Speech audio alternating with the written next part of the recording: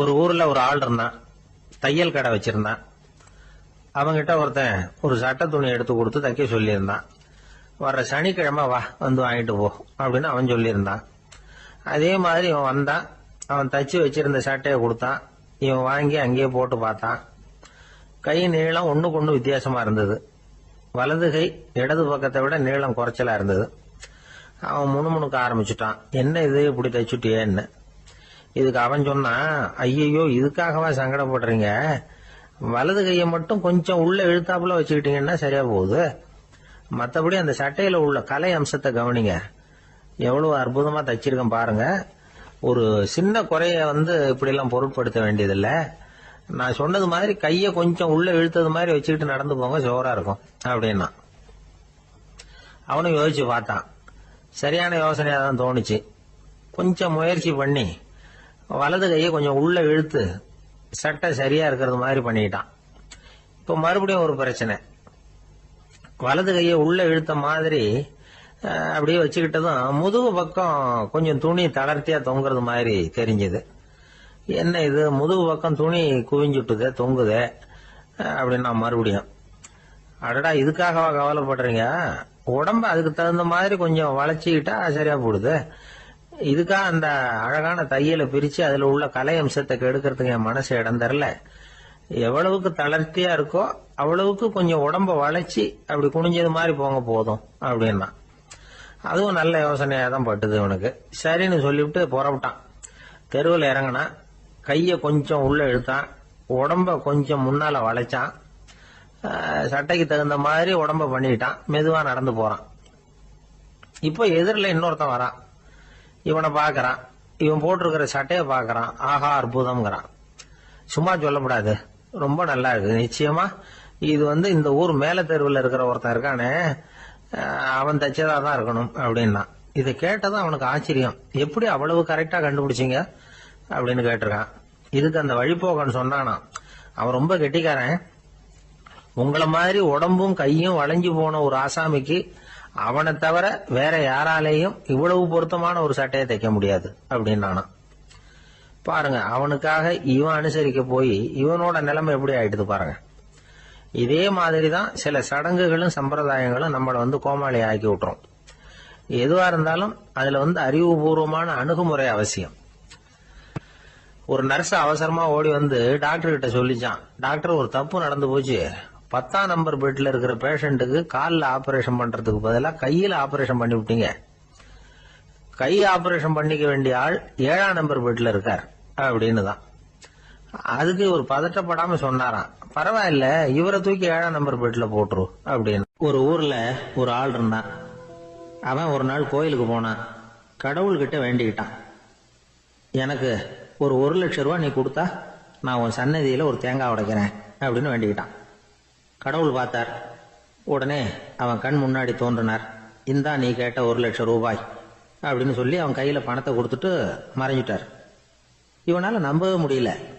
இவ்வளவு சுலபமா கிடைக்கும்னு தெரிஞ்சிருந்தா அனாவசியமா ஒரு தேங்காய் உடைக்கிறேன்னு வேண்டி இருக்க வேண்டியது இல்லையே அப்படின்னு நினைச்சான். இருந்தாலும் வேண்டுதலை நிறைவேற்ற வேண்டியது கடமை. அதுக்காக என்ன பண்ணா, பக்கத்துல ஒரு கடைக்கு போனான். ஒரு தேங்காயை கையில் எடுத்தான். இது என்ன விலைன்னு கேட்டான். 5 ரூபான்னார் கடையில இருந்தவர். அதிகமா இருக்குதே விலைன்னா. அப்படின்னா ஒண்ணு செய்யுங்க, அடுத்த ஊருக்கு போங்க, அங்க தென்னந்தோப்பு அதிகம், அதனால அங்க இதை விட குறைஞ்ச விலைக்கு கிடைக்கும் அப்படின்னார். சரின்னு அடுத்த ஊருக்கு கிளம்புனான். அங்க போய் விசாரிச்சான். ஒரு தேங்காய் 3 ரூபாய் விலைன்னாங்க. இதுவும் அதிகமா தெரியுதுன்னா. அப்படின்னா ஒண்ணு செய்ய, அதோ அந்த ஆத்து ஓரமா ஒரு தென்னை மரம் இருக்கு பார், அதுல நீயே ஏறி பறிச்சுக்கோ, ஒரு தேங்காய்க்கு 1 ரூபா கொடுத்தா போதும் அப்படின்னார் அந்த தோப்புக்கு சொந்தக்காரரு. இவனுக்கு மரம் ஏற தெரியாது. இருந்தாலும் ஆசை யார விட்டுது, விலை சல்லிசா இருக்குதே. ஆத்து ஓரம் போனா தட்டு தடுமாறி அந்த மரத்துல ஏறினா அந்த தென்னை மரம் வளைஞ்சி ஆத்து பக்கம் போய் அப்புறம் நிமிர்ந்து இருந்தது. அதாவது மரத்தின் உச்சி சரியா ஆத்துக்கு நடுவில் இருந்தது. ஆத்துல வெள்ளம் கரபுரண்டு ஓடிட்டு இருக்கு. இவன் கடவுள் கொடுத்த 1,00,000 ரூபாயை மடியில வச்சு இறுக்கி கட்டிக்கிட்டான். உச்சிக்கு போய் காய் பறிக்கிற சமயத்துல காத்து மழையும் பலமா கலந்து அடிக்க ஆரம்பிச்சுட்டுது. கால் வழுக்கி விட்டுட்டுது. இவன் சடார்னு ஒரு தென்னை மட்டையை பிடிச்சிக்கிட்டு தொங்க ஆரம்பிச்சிட்டான். கீழே பயங்கரமான வெள்ளம். மடியில 1,00,000 ரூபாய் பணம். என்ன செய்யறதுன்னு தவிக்கிறான். இந்த சமயம் கரையில ஒரு யானை பாகன் யானையை குளிப்பாட்டிக்கிட்டு இருக்கிறான். அது அவன் கண்ணில் பட்டது. ஐயா ஒரு உதவின்னு கத்துனான். அவன் என்ன செய்யணும்னு கேட்டான். உன் யானையை மெதுவா இங்க அழைச்சிட்டு வா, எனக்கு நேரா கீழே நிறுத்து, என் காலை பிடிச்சி மெதுவா கீழே இறக்கி விட்டுரு, என் மடியில் இருக்கிற பணத்துல உனக்கு 10,000 ரூபா தரேன் அப்படின்னா. அவன் பார்த்தான், காலை கையை பிடிச்சா கூட எவனும் இந்த காலத்துல 10 ரூபாய்க்கு மேல தரமாட்டேங்கிறான், இவன் காலை பிடிச்சா 10,000 தர்றேங்கிறான் அப்படின்னு யோசனை பண்ணா. உடனே யானையை கொண்டுட்டு போனான். அவனுக்கு நேரம் கீழே நிறுத்தினான். அவன் காலை பிடிச்சான். அவ்வளவுதான். அந்த நேரம் பார்த்து யானை மெதுவா நடந்து அப்பால போட்டுது. இப்ப யானை பாகன் அவன் காலை கெட்டியா பிடிச்சிட்டு தூங்குறான். பரிதாபமா மேல பாக்குறான். அவன் மட்டையை பிடிச்சிட்டு தூங்குறான். இப்ப யானை பாகன் சொல்றான், தம்பி மட்டையை விட்டுறாத, கெட்டியா பிடிச்சிக்கோ, நான் உனக்கு 10,000 ரூபா தரேன், இதோ மடியில் தான் வச்சிருக்கேன்னா. மேல தொங்குறவனுக்கு இந்த நிலைமையிலேயும் ஒரு சந்தோஷம், மேற்கொண்டு ஒரு 10,000 ரூபா நமக்கு கிடைக்கும் போல இருக்கே அப்படின்னு. இந்த சமயத்துல ஒருத்தன் ஒட்டகத்தை ஓட்டிட்டு வந்தான் அந்த பக்கமா குளிப்பாட்டுறதுக்கு. யானை பாகம் பார்த்துட்டான். ஐயா ஒட்டகக்காரரே, அதை இங்க கொண்டுட்டு வா, எங்க காலை பிடிச்சி பத்திரமா இறக்கி விடு, நாங்க பணம் கொடுக்குறோம்னா. அவனும் பணத்துக்கு ஆசைப்பட்டு வந்தான். அவன் காலை பிடிக்கிற சமயம் ஒட்டகமும் நழுவி போட்டுது. இப்போ 3 பேருமே வரிசையா தொங்குறாங்க. ஒட்டகக்காரன் கத்துறான், தம்பி மட்டையை விட்டுறாத, கெட்டியா பிடிச்சிக்கோ, நான் என் மடியில் இருக்கிற 5,000 உனக்கு தந்துடுறேன்னா.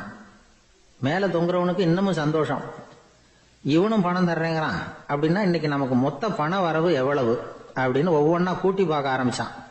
மனக்கணக்கு சரியா வரல. அதனால அப்படியே விரல விட்டு எண்ண ஆரம்பிச்சான். அவ்வளவுதான், மட்டையை விட்டுட்டு கை நழுவி வந்துட்டுது. 3 பேரும் பொத்துன்னு ஆத்துல விழுந்தாங்க. படாத பாடுபட்டு தட்டு தடுமாறி கரைக்கு வந்து சேர்ந்தாங்க. 3 பேர் மடியில் இருந்த பணமும் ஆத்தோட போட்டுது. பேராசை பெருநஷ்டம் அப்படின்னு ஒரு பழமொழி இருக்குல்ல, அதை விளக்கறதுக்காக சொல்லப்பட்ட கதை இது. இந்த காலத்துல ஒருத்தர் ஒரு நீச்சல் குளத்துல நீச்சல் அடிச்சுட்டு இருக்கிறார். காவலுக்கு இருந்தவர் அதை கவனிச்சுட்டார். கரையிலிருந்து சத்தம் போட்டாராம், இதோ பாருங்க, இங்க ராத்திரி 8 மணிக்கு மேல நீச்சல் அடிக்கிறது சட்டப்படி குற்றம், அதுக்கு அனுமதி கிடையாது, தெரியாதா உங்களுக்கு அப்படின்னாராம். இதுக்கு அவரு, ஐயோ நான் நீச்சல் அடிக்க வந்தவன் இல்லைங்க, சும்மா சுத்தி பார்க்க வந்தவன், தடுமாறி குளத்துல விழுந்துட்டேன், நீச்சல் தெரியாது, அதனால தத்தளிச்சுக்கிட்டு இருக்கிறேன் அப்படின்னு கத்துனாராம். கரையில இருந்தவர் பார்த்தார். ஓ அப்படின்னா சரி, அதுக்கு ஒன்றும் தடை இல்லை அப்படின்னு சொல்லிவிட்டு அவர் பாட்டு நடந்து போயிட்டாராம். ஒரு காட்டுல ஒரு நரி இருந்தது. ஒரு நாள் காலை நேரம் அது தன்னுடைய இருப்பிடத்திலிருந்து வெளியில வந்தது. கொஞ்சம் தூரம் நடந்து வந்தது. அப்பதான் அது தன்னோட நிழலை கவனிச்சு பார்த்தது. பார்த்தா அது ரொம்ப நீளமா பெருசா இருக்குது. காலை நேரத்துல நிழல் அப்படித்தானே இருக்கும். ஆனா அந்த நரிக்கு அந்த விஷயம் தெரியல. தன்னுடைய நீண்ட பெரிய நிழலை பார்த்து ஆச்சரியப்பட்டது. ஆஹா, நாம இவ்வளவு பெருசாவா இருக்கிறோம் அப்படின்னா என்னுடைய காலை சாப்பாட்டுக்கு ஒரு யானை இல்லைன்னா ஒரு ஒட்டகம் கிடைச்சாதான் சரியா இருக்கும் போல இருக்கு அப்படின்னு முடிவு பண்ணிக்கிட்டது. உடனே ஒரு யானை அல்லது ஒட்டகத்தை தேடி அலைஞ்சது, எங்க கிடைக்கும்னு. கிடைக்கவே இல்லை. மத்தியானம் 12 மணி ஆயிட்டுது. பசியோட அலையுது. இப்ப தன்னோட நிழலை பார்த்தது. அது மத்தியான நிழல் எப்படி இருக்கும், அது ரொம்பவும் குறுகி போய் தெரிஞ்சது. உடனே அந்த நரி என்ன நினைச்சுக்கிட்டு தான் தெரியுமா, காலை ஆகாரம் சாப்பிடாததுனால நம்ம உடம்பு இப்படி அழிச்சு போட்டுதே அப்படின்னு நினைச்சுக்கிட்டு தான். கொஞ்ச நேரம் கழிச்சு மறுபடியும் தன்னுடைய நிழலை பார்க்குது. அது இன்னமும் குறுகி போய் காலடியிலேயே வந்துட்டுது. அதுக்கு பயமா போயிடுது. ஐயோ, இன்னும் கொஞ்ச நேரத்துல நாம இறந்துருவோம் போல இருக்க, இப்ப என்ன செய்யறது? இந்த சமயத்துல ஒரு எறும்பு கிடைச்சா கூட போதும், அதை நம்ம காலை ஆகாரமா நினைச்சு சாப்பிட்டுள்ளாமே அப்படின்னு நினைச்சுதான். நம்முடைய நிழல் கூட நம்மள மாதிரியே தான் அடிக்கடி மாறிக்கிட்டே தான் இருக்குது. அது எப்பவும் ஒரே மாதிரி இருக்கிறது இல்ல. மனிதனுக்கு ஏற்படுகிற தன்முனைப்பு இருக்கு பாருங்க, ஈகோ, அது கூட ஒரு நிழல் மாதிரி தானா. அப்படி நினைக்க ஆரம்பிச்சுட்டா அதனால ஏதும் பிரச்சனை வராதான். தன்முனைப்பை நிழல் போலவே ஏற்றுக்கொள்ளுங்கள் அப்படிங்கிறது பெரியவங்க கருத்து. ஒரு காரியத்தை வெற்றிகரமா நல்ல விதமா செஞ்சு முடிக்கிறோம்னு வச்சுக்கோங்க, அந்த சமயத்துல ஒரு வித நுட்பமான தற்பெருமை நமக்குள்ள உண்டாகுது. இது இயற்கையானது, அதனால இது மேல பற்று வைக்கப்படாது. அப்படி வைக்க ஆரம்பிச்சுட்டா அந்த தற்பெருமை ஒரு நிரந்தர விருந்தாளியா நம்ம கிட்ட தங்கிக்கும். நம்ம நிழல் எப்படின்னு பாருங்க, நாம நடக்கும் பொழுது நம்ம பின்னாடியே வரும். தன்முனைப்பையும் அப்படியே நினைச்சுக்குங்க. நிழல் யாருக்கும் எந்த பிரச்சனையையும் உண்டாக்குறது இல்லை. ஆனா அந்த நிழலை கண்டே நாம பயப்பட ஆரம்பிச்சுட்டா நாம எதுலையும் வெற்றி காண முடியாது. நிழலோட சண்டை போடக்கூடாது. அது மாதிரி தன்முனைப்போடவும் நாம சண்டை போட வேண்டியதில்லை. இல்லாத ஒன்றோடு சண்டை போடுறது எப்படின்னா, அது இருட்டோட சண்டை போடுறது மாதிரி. நாம நிழல் கிடையாது. நம்ம கிட்ட இருக்கிற தன்முனைப்பு ஒரு நிழல். நம்ம நிழலையும் நமக்கு சமமா பாக்குறோம் பாருங்க, அங்கதான் சிக்கலே ஆரம்பம். இப்போ நாம நடந்து போய்கிட்டு இருக்கிறோம். நம்ம நிழல் தரையில விழுது. யாரோ ஒருத்தர் நம்ம நிழல் மேல காலை வச்சு நடந்து போறார். உடனே அவர்கிட்ட சண்டைக்கா போறோம், ஏண்டா என் நிழலை மிதிச்ச அப்படின்னு. நமக்கு தெரியும் அது நிழல் தாங்கிறது. அவர் உங்க மேல நடக்கல, உங்களுடைய நிழல் மேலதான் நடக்கிறார். அது மாதிரி உங்க தன்முனைப்பின் மேல யாராவது நடந்தா உங்களை அவமானப்படுத்துறதா நினைக்கிறீங்க. காரணம், நாமளும் நம்ம தன்முனைப்பும் ஒண்ணுங்கிற நினைப்பு தான் காரணம். மற்றபடி வேற ஒண்ணும் கிடையாது. நம்ம நிழல் மேல நடக்கிறவர் நம்மளை காயப்படுத்துறது இல்லை. தன்முனைப்பை வேண்டாத ஒன்னாவும் பார்க்க வேண்டியதில்லை. அது இயற்கை. நிழலை உங்க முன்னாடி வைக்க வேணாம், அது உங்க பின்னாடியே இருக்கட்டும். நிழலின் நிழலாகி விடாதீர்கள், நீங்கள் நீங்களாகவே இருங்கள். இதுதான் சான்றோர் சிந்தனை. ஒரு பேருந்துல ஒரே நெரிசல். ஒருத்தர் பக்கத்துல நின்றுகிட்டு இருந்தவர்கிட்ட ரொம்ப பணிவா விசாரிச்சார், ஏன் சார் நீங்க ஏதாவது பெரிய உத்தியோகத்துல இருக்கிறீங்களா அப்படின்னார். அப்படிலாம் ஒண்ணும் இல்லைங்கன்னார் அவரு. அப்படின்னா வேற ஏதாவது அரசியல்ல பெரிய பதவியில் இருக்கிறீங்களா அப்படின்னு கேட்டார். அதுவும் இல்லைங்கன்னார். சரி, பணமாவது அதிகமா வச்சிருக்கீங்களா அப்படின்னு கேட்டார். அப்படிலாம் ஒன்றும் கிடையாது சார்னார் அவரு. அப்புறம் எதுக்குடா என் காலை மிதிச்சுக்கிட்டு இருக்கிற, எடுறா காலை அப்படின்னாராம் இவர். ஒரு சன்னியாசி, அவரு ஒரு நாள் ஒரு கனவு கண்டாராம். அந்த கனவுல அவர் சொர்க்கத்துக்கு போறார். அங்க ஒரு பெரிய திருவிழா நடந்துகிட்டு இருக்குது. எங்க பார்த்தாலும் அலங்கார வளைவுகள், வண்ணமயமான விளக்குகள், பாதைகள் பூரா மலர்கள், எல்லா கட்டடங்களும் ஒளிமயம். அவ்வளவு கோலாகலமா பிரம்மாண்டமா அந்த திருவிழா நடந்துகிட்டு இருக்குது. அது என்ன திருவிழாங்கிறது இந்த சன்னியாசிக்கு புரியல. அங்க எதிரில் வந்துகிட்டு இருந்த ஒருத்தரை நிறுத்தி, என்ன விசேஷம் இங்க அப்படின்னு விசாரிச்சாராம். உனக்கு தெரியாத விஷயம், இன்னைக்கு இறைவனுக்கு பிறந்த நாள், அதைத்தான் எல்லாரும் சேர்ந்து கொண்டாடுறோம். இதுக்காக பிரம்மாண்டமான ஊர்வலம் ஒண்ணு வரப்போகுது. இறைவனே அந்த ஊர்வலத்துல கலந்துகிறார் அப்படின்னார் அவரு. உடனே அந்த சன்னியாசி ஒரு மரத்து நிழல்ல ஒதுங்கி நின்றுகிட்டார். ஊர்வலம் வந்துகிட்டு இருக்குது. முதல்ல ஒரு குதிரை வந்துகிட்டு இருக்கு. அது மேல ஒருத்தர் உட்காந்துருக்கிறார். அவருக்கு பின்னாடி நிறைய பேர் கூட்டமா வந்துகிட்டு இருக்கிறாங்க. இவ்வளவு கூட்டம் இவர் பின்னாடி வருதே, யார் இவரு அப்படின்னு கேட்டார். ஒரு மதத்தின் பெயரை சொல்லி, இவர் அந்த மதத்தின் தலைவர், அவரை பின்பற்றுகிற மக்கள் கூட்டம் பின்னாடி வந்துகிட்டு இருக்குது அப்படின்னு விவரம் சொல்லி இருக்கிறாங்க. இவங்களுக்கு அடுத்தபடியா இன்னொரு குதிரையில ஒருத்தர் வந்துகிட்டு இருக்கிறார். அவருக்கு பின்னாடி ஏகப்பட்ட கூட்டம். இவர் யாருங்க அப்படின்னு கேட்டிருக்காரு சன்னியாசி. அங்க இருக்கிறவங்க விவரம் சொல்லி இருக்கிறாங்க. இன்னொரு மதத்தின் பெயரை சொல்லி, இவர் அந்த மதத்தினுடைய தலைவர், அவர் வழியை பின்பற்றுகிறவர்கள் அவர் பின்னாடி கூட்டமா வந்துகிட்டு இருக்கிறாங்க அப்படின்னு இருக்காங்க. இப்படி ஒவ்வொருத்தரா குதிரை மேல வந்துகிட்டே இருக்கிறாங்க. அவங்கள பின்பற்றியும் ஒவ்வொரு கூட்டம் வந்துகிட்டே இருக்குது. அந்த பெரிய ஊர்வலம் அது பாட்டுக்கு போயிட்டு இருக்குது. கடைசியா அது முடிஞ்சது ரொம்ப நேரம் கழிச்சு. அதுக்கப்புறம் கொஞ்ச நேரம் கழிச்சு ஒரு வயசான ஆள் குதிரை மேல வந்துகிட்டு இருக்கிறார். ஆனா அவருக்கு பின்னாடி யாருமே இல்லை. அவர் பரிதாபமா தனியா வந்துகிட்டு இருக்கிறார். அவர் அந்த ஊர்வலத்தை சேர்ந்தவரா இல்லையாங்கிறதே தெரியல. இவர் யாரு, இவர் ஏன் இப்படி தனியா வந்துகிட்டு இருக்கிறார் அப்படின்னு கேட்டிருக்காரு அந்த சன்னியாசி. என்னது இப்படி கேக்குறீங்க, இவர் தான் கடவுள், இவருக்காக தான் இன்னைக்கு இந்த ஊர்வலமே நடக்குது, இவருக்கு தான் இன்னைக்கு பிறந்த நாள், முன்னாடி போற ஊர்வலம் பூரா இவருடைய பிறந்த நாளை கொண்டாடுறதுக்காகத்தான் அப்படின்னு இருக்காங்க. இதை கேட்டதும் அந்த சன்னியாசிக்கு திடுக்குன்னு தூக்கி போட்டிருக்கு. இது வரைக்கும் கனவு கண்டுகிட்டு இருந்தவர் முடிச்சுக்கிட்டார். அதுக்கப்புறம் தான் யோசிச்சு பார்த்திருக்கார். உண்மைதான், மக்கள் எல்லாரும் பக்தி மார்க்கத்துல போறதா நினைச்சுக்கிட்டு பாதை மாறி போயிட்டு இருக்கிறாங்க. கடவுளை பின்பற்றுவதாக நினைக்கிறாங்க பக்தர்கள். ஆனா கடவுளுக்கு பின்னாடி யாருமே இல்லை. இன்னமும் இயல்பா இதை பத்தி யோசிச்சு பார்த்தா, உண்மைக்கு பின்னாடி தான் நான் போய்கிட்டு இருக்கேன் அப்படின்னு நிறைய பேர் சொல்றாங்க. ஆனா அந்த உண்மை அனாதையா போய்கிட்டு இருக்குது. அப்படி ஆயிட்டுது உலகம். இந்த காலத்திலயும் ஒரு ஊர்வலம், ஒரு பெரிய மனுஷருக்கு பிறந்த நாள் விழா. அவரு குதிரை மேல ஏறி முன்னாடி போயிட்டு இருக்கிறார். அவருக்கு பின்னாடி ஒரு 100 பேர் தொண்டர்கள். அவங்க பாட்டுக்கு போறாங்க. எல்லாம் பணம் கொடுத்து ஏற்பாடு பண்ணவங்க. எல்லாம் பணம் வாங்கிட்டு பின்னாடி போயிட்டு இருக்கிறாங்க. கொஞ்ச தூரம் நடந்ததும் கால் வலிக்க ஆரம்பிச்சுட்டுது. ஒவ்வொருத்தரும் அப்படியே ஒதுங்க ஆரம்பிச்சுட்டாங்க. அதான் முன்னாடியே பணம் கிடைச்சிட்டுதே, இனிமே ஒதுங்கினா என்னன்னு ஒதுங்கிட்டாங்க. ஒரு கட்டத்துல குதிரையில போறவர் தற்செயலா திரும்பி பாக்குறாரு, பின்னாடி யாருமே இல்லை. எல்லாரும் ஓடி போயிட்டாங்க. ஒரே ஒரு ஆள் மட்டும் ரொம்ப விசுவாசமா பின்னாடி நடந்து வந்துகிட்டு இருந்தான். ஏன்பா நீ மட்டும் வந்துகிட்டு இருக்கிறிய, நீ வீட்டுக்கு போகலையான்னு கேட்டிருக்காரு அவரு. நீங்க அந்த குதிரையையும் அதுக்குள்ள வாடகை பணத்தையும் கொடுத்துட்டீங்கன்னா நானும் போயிடுவேன் அப்படின்னு நானா இந்த ஆள். ஒருத்தன் வேகமா ஓடி வந்தான். ஏப்பா அப்படி தலை தெறிக்க ஓடி வர்றேன்னு கேட்டேன். பின்னாடி துரத்திக்கிட்டு வருது சார் அப்படின்னா. ஏதாவது நாய் துரத்திக்கிட்டு வருது போல இருக்கு அப்படின்னு நினைச்சு அவனுக்கு பின்னாடி பாக்குறேன்.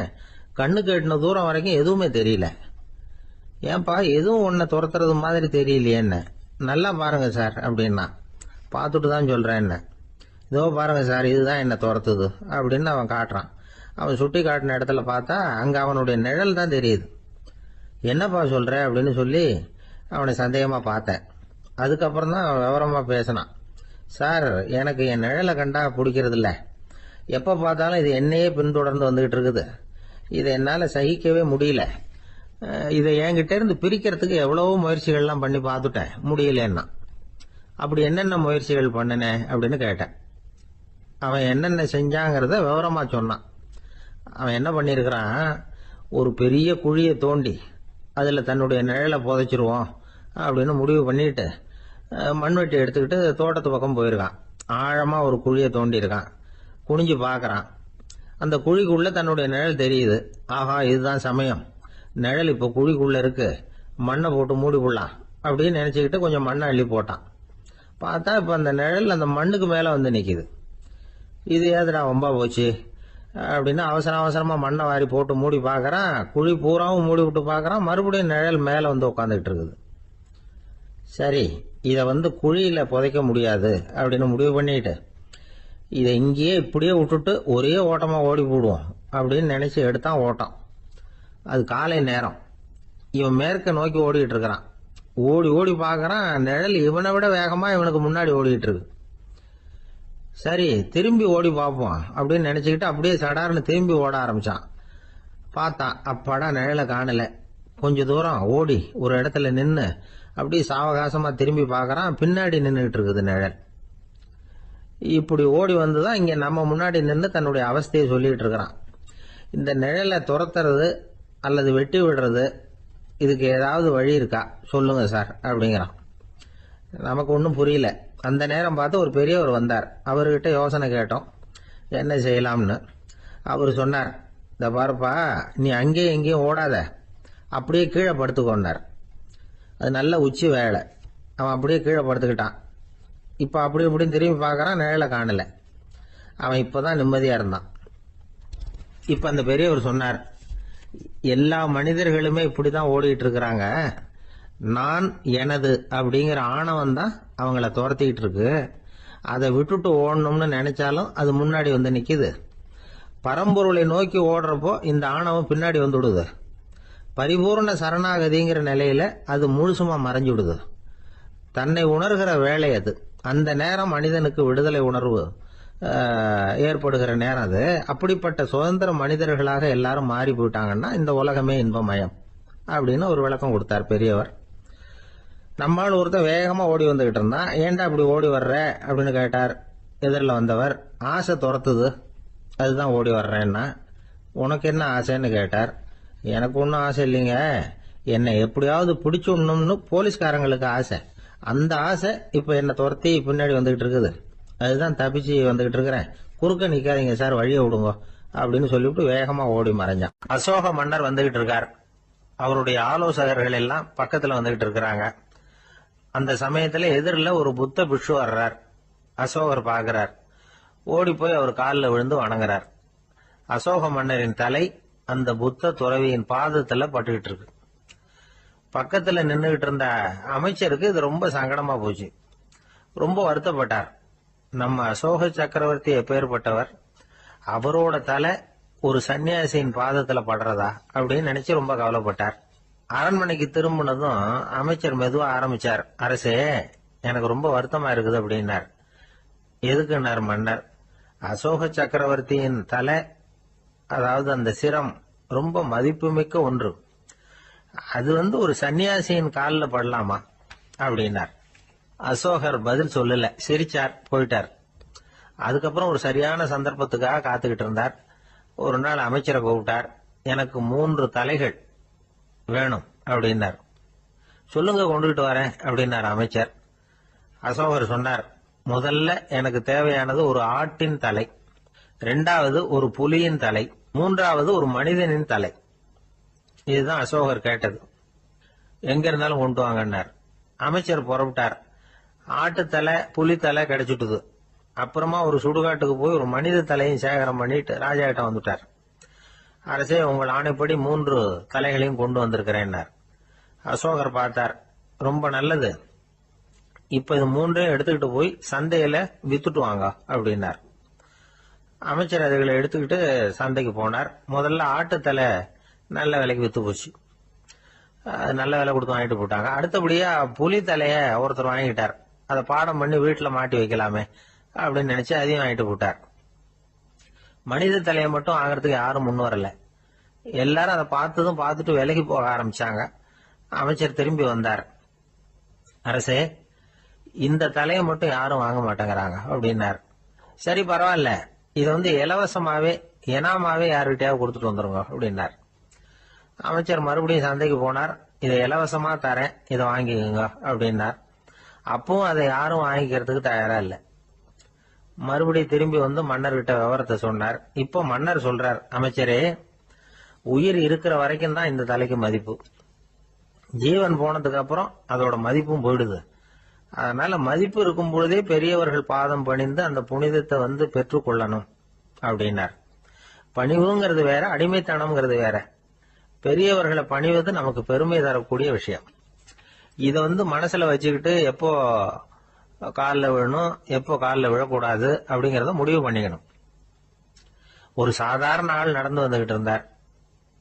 எதிரில் வந்த ஒரு பெரிய மனுஷன் ஓடி போய் அவர் காலில் விழுந்து தன்னுடைய தலையை அவர் பாதத்துல கொண்டு போய் வச்சார். கொஞ்ச நேரம் கழிச்சு எழுந்திரிச்சு வந்துட்டார். வந்த பிறகு இவரை கேட்டேன், ஏன் திடீர்னு ஓடி போய் அந்த ஆளு காலில் விழுந்தீங்க அப்படின்னு. அவர் போட்டிருக்கிறது என்னோட காணாம போன செருப்பான்னு கண்டுபிடிக்கிறதுக்காக அப்படி விழுந்தேன் அப்படின்னு. ஒரு ஊர்ல ஒருத்தர் இருந்தார். ரொம்ப நல்லவர். யாருக்காவது ஏதாவது கொடுத்துக்கிட்டே இருப்பார். கொடையாளி. தினமும் யாராவது ஒருத்தருக்கு ஏதாவது கொடுக்கலன்னா அவருக்கு தூக்கம் வராது. அப்படி ஒரு பழக்கம். அது மட்டும் இல்ல, அவர் கொடுக்கறது அடுத்தவங்களுக்கு தெரியாது. அவ்வளவு ரகசியமா அதை கொடுப்பார். வலது கை கொடுக்கறது இடது கைக்கு தெரியக்கூடாதுன்னு சொல்லுவாங்கல்ல, அது மாதிரி அவர். ஒரு நாள் ராத்திரி அவர் ஏற்கனவே தயாரா கட்டி வச்சிருந்த பணம் முடிச்ச கையில எடுத்துக்கிட்டு வீட்டை விட்டு வெளியில வந்தார். தெருவில் இறங்கி நடந்தார். இன்னைக்கு யாருக்கு தர்மம் செய்யறது அப்படின்னு யோசனை பண்ணிட்டு இருட்டில் நடந்து வந்துகிட்டு இருக்கிறார். யாரோ ஒருத்தர் எதிரில் வர்றது மாதிரி தெரிஞ்சுது. உடனே அவர் கிட்ட போனார். தன்கிட்ட இருந்த பணம் முடிச்சு அவசரமா அவர் கையில திணிச்சுட்டு திரும்பி வந்துட்டார். அப்பாடா, ஒரு வழியா யாருக்கும் தெரியாம இன்னைக்கு தர்மம் பண்ணியாச்சு அப்படிங்கிற மகிழ்ச்சி, மன நிறைவு அவர் முகத்துல. நிம்மதியா தூங்கினார். அப்புறம் எழுந்திரிச்சார். மறுநாள் காலையில ஊரு பூரா ஒரே பேச்சு. என்ன பேச்சுன்னா, நேற்று ராத்திரி ஒரு திருடன் கையில யாரோ பணத்தை கொடுத்துட்டு போயிருக்கிறாங்க அப்படின்னு எல்லாரும் பேசிக்கிட்டு இருக்கிறாங்க. இதை கேள்விப்பட்டதும் அந்த பெரியவருக்கு ரொம்ப வருத்தமா போச்சு. அடடா, போயும் ஒரு திருடனுக்கா உதவி பண்ணிருக்கிறோம், பிரயோஜனம் இல்லாம போட்டுதே அப்படின்னு நினைச்சார். சரி, இன்னைக்கும் யாருக்காவது உதவி பண்ணணும் அப்படின்னு முடிவு பண்ணினார். ராத்திரி நேரம் வந்தது. இவர் வழக்கம் போல தெருவில் இறங்கி நடந்தார். கையில பணம் முடிச்சு. எதிரில் ஒரு பெண் உருவம் மங்களா தெரிஞ்சது. இவர் உடனே அந்த பெண் கிட்ட பணத்தை கொடுத்துட்டு திருப்தியா திரும்பி வந்துட்டார். மறுநாள் காலையில ஊர் பூரா என்ன பேசிக்கிட்டாங்க தெரியுமா? நேற்று ராத்திரி நெறி தவறி நடக்கிற ஒரு பெண்ணின் கையில யாரோ பணத்தை வச்சுட்டு போயிருக்கிறாங்க அப்படின்னு எல்லாரும் பேசிக்கிறாங்க. அடடா, இன்னைக்கும் தவறுதலா நடந்து போச்சு அப்படின்னு ஒரு வருத்தப்பட்டார். இருக்கட்டும், இன்னைக்கும் ஏதாவது தர்மம் பண்ணுவோம் அப்படின்னு நினைச்சுக்கிட்டாரு. 3வது நாள் ராத்திரியும் புறப்பட்டார். இப்பவும் எதிரில் ஒருத்தர் வந்தார். இவர் பணத்தை கொடுத்தார், திரும்பி வந்துட்டார். மறுநாள் மக்கள் என்ன பேசிக்கிட்டாங்கன்னா, நேற்று ராத்திரி ஒரு செல்வந்தர் கையில யாரோ பணத்தை கொடுத்துட்டு போயிருக்கிறாங்க அப்படின்னு பேசிக்கிட்டாங்களாம். அவருக்கு ரொம்ப வருத்தமா போட்டுது. என்ன இது, தினம் இப்படி ஆகிட்டு இருக்குதே அப்படின்னு நினைச்சுக்கிட்டே படுத்து தூங்கினார். அன்னைக்கு ராத்திரி ஒரு கனவு. அந்த கனவுல இறைவன் சொன்னாராம், இத பாருப்பா, நீ கொடுத்த தர்மம் வீணா போயிடல.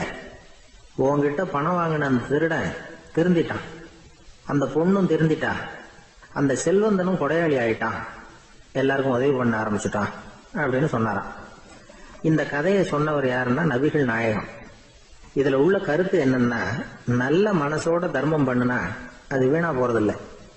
இன்னொரு கருத்து, தர்மம் தன்னை மட்டுமல்ல அடுத்தவங்களையும் தீமையிலிருந்து காப்பாற்றும். இதுதான் நாம புரிஞ்சுக்க வேண்டியது. இந்த காலத்திலயும் இது மாதிரி சில சம்பவங்கள் நடக்கிறது உண்டு. ஒரு பெரியவர் இருட்டில் நடந்து வந்துகிட்டு இருந்தாரு. எதிரில் வந்த ஒருத்தன் வலுக்கட்டாயமா ஒரு கையை பிடிச்சி ஒரு பண முடிப்பை கொடுத்து வச்சுக்க சொல்லிவிட்டு விலைக்கு போயிட்டான். பெரியவருக்கு ஆச்சரியம், இந்த காலத்திலயும் இப்படி வலது கை கொடுக்கறது இடது கைக்கு தெரியக்கூடாதுன்னு நினைக்கிற கொடையாளிகள் உண்டு போல இருக்கு அப்படின்னு யோசனை பண்ணிக்கிட்டே நடந்தார். கொஞ்ச தூரம் போயிருப்பாரு. அதுக்குள்ள அதே ஆள் திரும்பி வந்தான். கொடுத்த பண முடிப்பை திருப்பி கொடுங்க அப்படின்னு கேட்டு வாங்கிட்டான். இவருக்கு ஒன்றும் புரியல. ஏன் இப்படி பண்றேன்னார். அது ஒண்ணும் இல்லைங்க, கொஞ்ச நேரம் இதை உங்ககிட்ட கொடுத்து வச்சிருந்தேன் அவ்வளவுதான் அப்படின்னா. ஏன்னு கேட்டார். என்னை பின்னாடி போலீஸ் தேடிக்கிட்டு வந்துகிட்டு இருக்குது, அதுதான் அப்படி பண்ணேன். இப்ப போயிட்டுது, இனிமே ஒன்றும் பயம் இல்லை அப்படின்னு சொல்லிவிட்டு அவன் பாட்டுக்கு நடந்து போறான். ஒரு ஊர்ல ஒரு பெரியவர் இருந்தார். அவரு ஒரு குரு. அவர் தொடர்ந்து தியான கூட்டங்கள் நடத்துவார். அந்த கூட்டத்துல கலந்துக்கிறதுக்காக பல ஊர்கள்ல இருந்து சீடர்கள் நிறைய பேர் வருவாங்க போவாங்க. ஒரு நாள் அங்க கூட்டம் நடந்துகிட்டு இருக்குது. அந்த சமயத்துல சீடர்கள்ல ஒருத்தன் என்னத்தையே திருடி விட்டான். மற்ற சீடர்கள் அதை கவனிச்சுட்டாங்க. இவன் ஆப்பிட்டுக்கிட்டான். கூட்டம் முடிஞ்ச பிற்பாடு இவன் திருடின விஷயத்த அந்த பெரியவர்கிட்ட போய் சொன்னாங்களாம். அவர் கவனத்துக்கு கொண்டுகிட்டு போனாங்க. ஆனா அவர் இத காதலியே போட்டுக்கல, கண்டுக்கவே இல்லை. போய் சொன்ன சீடர்களுக்கெல்லாம் ஏமாத்தமா போயிட்டுது. என்ன இது, இவ்வளவு தூரம் நாம கண்டுபிடிச்சு போய் சொல்றோம், அவரு கண்டுக்கவே மாட்டேங்கிறாரே அப்படின்னு ஒரு மாதிரி ஆயிட்டாங்க. இருந்தாலும் அதை பத்தி ஒண்ணுமே சொல்லிக்கல, பேசாம இருந்துட்டாங்க. கொஞ்ச நாள் ஆச்சு. அதே ஆளு மறுபடியும் ஒரு திருட்டுல மாட்டிக்கிட்டான். சீடர்கள் மறுபடியும் அந்த குரு கிட்ட விஷயத்த சொன்னாங்க. அவர் அப்பவும் வழக்கம் போல சும்மாவே இருந்துட்டார். இவர் இப்படி இருக்கிறத பார்த்ததும் அந்த சீடர்களுக்கு கோபம் வந்துட்டுது. உடனே அந்த சீடர்கள்லாம் ஒண்ணு கூடி பேசினாங்களாம். எல்லாருமா சேர்ந்து ஒரு விண்ணப்பம் தயார் பண்ணாங்க. அதை குருநாதர்கிட்ட கொண்டுட்டு போய் கொடுத்தாங்க. அந்த விண்ணப்பத்துல இவங்க என்ன எழுதியிருக்கிறாங்க தெரியுமா? குருநாதர் அவர்களே, உடனே திருடனவன் மீது சட்ட நடவடிக்கை எடுக்கணும். நீங்க அப்படி அவனை இங்க சேர்க்கப்படாது. நீங்க சேர்த்தீங்கன்னா நாங்க இங்க இருக்கிறத பத்தி யோசிக்க ஆரம்பிச்சிருவோம். அவனை இந்த மடத்தை விட்டே துரத்தி பண்ணணும். நீங்க அவனை வெளியில அனுப்புங்க, இல்லைன்னா நாங்க அத்தனை பேரும் வெளியில போயிடுறோம்.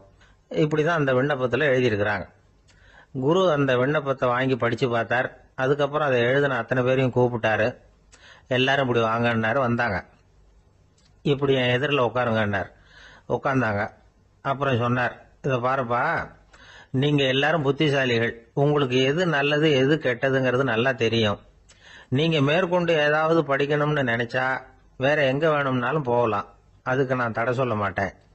ஆனா உங்களால குற்றம் சாட்டப்பட்ட அவன் இருக்கானே, அவன் எப்படின்னா அவனுக்கு எது நல்லது எது கெட்டதுங்கிறதெல்லாம் தெரியாது. அதனாலதான் திருடுறான்.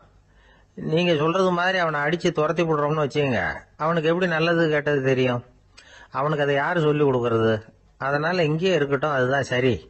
இதுக்காக நீங்க எல்லாரும் என்னை விட்டுட்டு போனாலும் சரி, அவனை நான் விரட்ட மாட்டேன் அப்படின்னு விட்டாரான். இவ்வளவையும் திருடனை அந்த சீடன் கேட்டுக்கிட்டே இருந்திருக்கான். அவன் கண்கள்ல கண்ணீர். அப்படியே எழுந்திரிச்சு வந்தான். குரு காலில் விழுந்தான். அவன் கண்ணீர்ல அவனது தீமை கழுவப்பட்டது அப்படிம்பாங்க. அதாவது சீடர்களுக்கு அந்த குருவோட பெருமை அப்பதான் புரிஞ்சுதான். ஒரு நல்ல ஆசிரியர் இருக்காருன்னு வச்சுங்க, நல்லா படிக்கிற பையனுக்கு தான் பாடம் சொல்லி கொடுப்பேன்னா அது என்ன பெரிய விஷயமா? மோசமா படிக்கிறவனையும் மாத்தி காட்டுறேங்கிறது தான் பெருமை.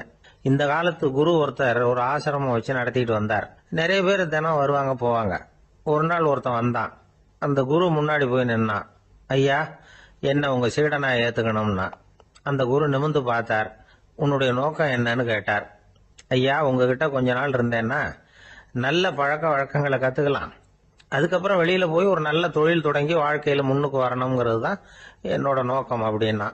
நீ சொல்றது சரி, ஆனா உன்னால இங்க நல்ல பழக்க வழக்கங்களை கத்துக்க முடியலன்னு வச்சுக்கோ, அப்ப என்ன பண்ணுவேன் அப்படின்னு கேட்டார் அவர். அப்படி ஆச்சுன்னா என்ன, உங்களை மாதிரியே ஒரு ஆசிரமம் ஆரம்பிச்சு அதுக்கு குருவா இருந்துட்டு போறேன் அப்படின்னா. ஒரு பெரிய அரசன் இந்த உலகம் பூராவையும் ஆண்டுகிட்டு இருந்தான். ரொம்ப காலம் அப்படி அரசாட்சி பண்ணிக்கிட்டு இருந்தான். திடீர்னு அவனுக்கும் சில எதிரிகள் முளைச்சாங்க. அவங்க எல்லாம் ஒண்ணு சேர்ந்து இவனை தோற்கடிச்சுட்டாங்க. தோத்து போனது இவனுக்கு பயம் வந்துட்டுது, எங்க எதிரிகள் நம்ம கொன்னுடுவாங்களோ அப்படின்னு. வெளியில வந்தா தனக்கு ஆபத்துன்னு பயந்துகிட்டு யாருக்கும் தெரியாம ஒரு குகைக்குள்ள போய் பதுங்கி கிடக்குறான். நிலைமைய பாருங்க. முதல் நாள் அரண்மனையில அதிகாரம் பண்ணிக்கிட்டு இருந்தவன் மறுநாள் குகையில பயந்து போய் பதுங்கி கிடக்குறான். ராத்திரி நேரம் வந்தது. பசி வயத்தை கிள்ளுது. பிச்சை எடுத்து சாப்பிட வேண்டிய நிலைமை. பிச்சை எடுக்கிறதுக்கு பாத்திரம் வேணுமே, என்ன பண்றது அப்படின்னு அங்கேயும் இங்கேயும் பாக்குறான். ஒரு மூலையில யாரோ விட்டுட்டு போன ஒரு ஓடு கிடக்குது. அதை எடுத்துக்கிட்டு புறப்பட்டான். இருட்டுல வழி புரியல. ஏதோ ஒரு யூகத்துல காலை மெதுவா எடுத்து வச்சு நடந்து போயிட்டு இருக்கிறான். வழியில ஒரு கருப்பு நாய் படுத்து கிடந்தது. இருட்டுல அவன் இது கண்ணுக்கு சரியா தெரியல. அவனுக்கு தவறி போய் காலை வச்சுட்டான் அது மேல. நாய் சும்மா இருக்குமா, வள்ளுன்னு உழுந்து கடிச்சு விட்டுது. காலை பாக்குறான், காலத்தையும் நினைச்சு பாக்குறான். அரண்மனையில வந்து வீரக்கழல் அணிந்த காலை உடைய மன்னா அப்படின்னு புகழ்வாங்களே புலவர்கள்லாம். ஆனா அது இன்னைக்கு நாய் கடிச்ச காலம் ஆயிட்டுதே அப்படின்னு நினைக்கிறான். அது மட்டும் இல்ல, முன்னாடி எல்லாம் பொற்கிண்ணங்கள்ல தான் அவன் சாப்பிடுவான். ஆனா இப்போ உடைஞ்சு போன ஓட்டு, அது ஓட்டை வந்து கையில வச்சுக்கிட்டு நிக்கிறான். அதுல ஏதாவது யாராவது சாப்பாடு போடுவாங்களான்னு. முன்னாடி எல்லாம் நிறைய பேர் அரண்மனைக்கு வருவாங்க. அரசருக்கு காணிக்கைன்னு சொல்லி இவன் காலடியில கொண்டாந்து கொட்டுவாங்க. அப்போலாம் இவன் அந்த ஜனங்களுடைய முகத்தை திரும்பி கூட பாக்குறது இல்ல. ரொம்ப கர்வமா உட்காந்துருப்பான். அதே ஆளு இன்னைக்கு எல்லார் கண்ணிலையும் படுறது மாதிரி பிச்சை எடுத்துக்கிட்டு இருக்கிறான். அப்போலாம் காணிக்கைகளை வந்து தன்னுடைய கையால வாங்குறது தனக்கு கௌரவ குறைச்சல்னு நினைச்சு தன்னுடைய வேலைக்காரங்களை விட்டுதான் அதை வாங்க சொல்லுவான். இப்போ பாத்தீங்கன்னா அவனே தன் கையாலேயே பிச்சை வாங்குறான். நினைச்சு பாருங்க, அந்த மனுஷன் முத நாள் அரசன், மறுநாள் பிச்சைக்காரன். எவ்வளவு வித்தியாசம்! செல்வம் தான் இப்படி ஒரு வித்தியாசம் ஏற்படுறதுக்கு காரணம். அப்படிப்பட்ட செல்வம் வாழ்க்கையை நடத்துறதுக்கு நமக்கு தேவைதான். ஆனா அதையே நாம அடைய வேண்டிய பயனா நினைக்கிறோம் பாருங்க, அதுதான் வேடிக்கை. இத வந்து நம்மாழ்வார் அழகா ஒரு பாசுரத்துல சொல்றார். ஒரு நாயகமாய் ஓட உலகுடன் ஆண்டவர், கருணாய் கவர்ந்த காலர், சிதைகிய பானையர், பெருநாடு காண இம்மையிலே பிச்சைதாம் கொள்வர், திருநாரணன் தாழ் காலம் பெற சிந்தித்து உய்மினோ அப்படிங்கிறார் நம்மாழ்வார். ஒரு பெரிய பணக்காரர் ஒரு துறவிகிட்ட போய், சாமி என்கிட்ட நிறைய பணம் இருக்கு, இருந்தாலும் நிம்மதி இல்ல, என்னால நிம்மதியா இருக்க முடியல, என்ன காரணம்னு கேட்டாராம். உடனே அந்த துறவி இதுக்கு நேரடியா பதில் சொல்லாம பக்கத்துல நின்றுகிட்டு இருந்த ஒரு குழந்தைய கூப்பிட்டார். அது ஓடியாந்தது. ஒரு ஆப்பிள் பழத்தை எடுத்து அது கையில கொடுத்தார். அதை வாங்கிட்டு குழந்தை சிரிச்சுது. இன்னொரு பழத்தை எடுத்து கொடுத்தார். அதை இன்னொரு கையில வாங்கிட்டு சிரிச்சுது. மூணாவது ஆப்பிள் எடுத்து கொடுத்தார். 2 பழத்தையும் நெஞ்சில் அணைச்சிக்கிட்டு 3வது பழத்தையும் வாங்கறதுக்கு முயற்சி பண்ணிச்சு. ஆனா அது உடனே நழுவி கீழே விழுந்து உருண்டு ஓடிச்சு. ஏற்கனவே இருந்ததும் விழுந்துட்டுது. இப்ப அந்த குழந்தை அழ ஆரம்பிச்சுட்டுது. இப்ப அந்த துறவி பணக்காரர்கிட்ட சொன்னாராம், குழந்தைய கவனிச்சியா? 2 ஆப்பிள் போதும்னு அது நினைச்சிருந்தா இப்போ அது அழ வேண்டிய அவசியம் வந்திருக்குமா அப்படின்னாராம். எதுவுமே அளவுக்கு மிஞ்சினா துன்பம் தான். இந்த காலத்துல இதெல்லாம் யாரு காதுல வாங்குறாங்க? ஒருத்தனை நல்ல வழிக்கு கொண்டு வரணும்னு நினைச்சு அவனை கூப்பிட்டு உட்கார வச்சு இந்த கதையை சொல்லிட்டு இருந்தாங்க. சொல்லிவிட்டு அந்த குழந்தை செஞ்சது தப்பு தானே அப்படின்னு கேட்டிருக்கிறாங்க. ஆமா, தப்புதான், நானா இருந்தா அப்படி செஞ்சிருக்க மாட்டேன் நானா இவன். 2 பழமே போதும்னு சொல்லிருப்பியா அப்படின்னு கேட்டிருக்காங்க. அப்படி இல்லைங்க, அவர் கொடுக்க கொடுக்க ஒவ்வொரு பழமா வாங்கி பின்னாடி வச்சுட்டு மறுபடியும் கையை நீட்டுவேன் அப்படிங்கிறானா. இவெல்லாம் எந்த காலத்துல திருந்துறது? ஒரு மனிதர், அவர் யாருக்கிட்டே தொலைபேசியில பேசிட்டு இருக்கிறார். கொஞ்சம் தூரத்துல நாம நிக்கிறோம். எட்டத்துல இருந்துகிட்டு அவரை கவனிக்கிறோம். அவர் போன்ல பேசுறத, அவர் பேசுகிற வார்த்தைகள் என்ன அப்படிங்கறத நம்ம காதுல விழல. ஆனாலும் அவர் பேசிக்கிட்டு இருக்கிறது நல்ல செய்தியா கெட்ட செய்தியா அப்படிங்கறத நம்மால யூகிக்க முடியும். மகிழ்ச்சியான செய்தியை பேசும்போது முகம் மலருது, புன்னகை பூக்குது. இதுல ஒண்ணு நீங்க கவனிக்கணும். தொலைபேசியில நாம பேசுறப்போ நம்மோட பேசுறவர் எதிரில் இல்ல. அவர் தொலைபேசி வழியா நம்ம குரலை மட்டும்தான் கேட்க போறார். நம்ம முகத்தை அவர் பார்க்க போறது இல்ல. அப்படி இருந்தும் அப்ப நம்ம முகம் ஏன் மலரணும் அப்படின்னா, இதுதான் உடல் மொழி, பாடி லாங்குவேஜ் அப்படின்னு சொல்றாங்க. நம்ம அறியாமலேயே நம்ம உடம்பு செய்திகளை தெரிவிக்குது பாருங்க, அதுதான் உடல் மொழி. ஒரு மனிதர் தொலைபேசியில பேசிக்கிட்டு இருக்கிறத நீங்க தூரத்துல இருந்து கவனிச்சுக்கிட்டே, அவர் நண்பரோட பேசுறாரா, மனைவியோட பேசுறாரா, குழந்தையோட பேசுறாரா, இல்ல மேல் அதிகாரி கிட்ட பேசுறாரா, அல்லது அவருக்கு கீழே பணிபுரிகிறவர்கள் கிட்ட பேசுறாரா அப்படிங்கறத கண்டுபிடிக்கலாம். அதுக்கு காரணம் அவருடைய உடல் மொழி. இந்த உடல் மொழி கூட நம்ம வாழ்க்கையின் முன்னேற்றத்துக்கு பயன்படும். இத பத்தி எல்லாம் கூட சில நிபுணர்கள் ஆராய்ச்சி பண்ணி பார்த்திருக்கிறாங்க. அவங்க சில விவரங்களை சொல்றாங்க. குறிப்பா ஒருத்தர் தன்னுடைய நாற்காலியில கிட்டத்தட்ட படுத்துக்காத குறையா உட்கார்ந்து இருக்கிறாருன்னு வச்சுக்கோங்க. எதிர இருக்கிறவர் பேசுறது அவருக்கு பிடிக்கலன்னு அர்த்தமா. தலையை சொரிஞ்சுக்கிறது, வேற வேற திசைகள்ல பாக்குறது, கொட்டாவி விடுறது, கால்களை மாத்தி போட்டு உட்கார்றது, களைப்பா கை விரல்களை அப்படியே பின்னிக்கிறது, அடிக்கடி கடிகாரத்தை பாக்குறது, இப்படிலாம் ஒருத்தர் பண்ணிட்டு இருக்கிறாருன்னா நாம கூடிய சீக்கிரம் அந்த இடத்த விட்டு எழுந்திரிச்சு வந்துடுறது நல்லது. ஏன்னா இதெல்லாம் அவருடைய சலிப்பு, சோர்வு, ஆர்வமின்மை இதுக்கு அடையாளங்கள். நம்முடைய பேச்சு அவரை சலிப்படைய வச்சுட்டதுன்னு அர்த்தம். அவர் ரொம்பவும் சோர்ந்து போயிட்டாருன்னு பொருள்.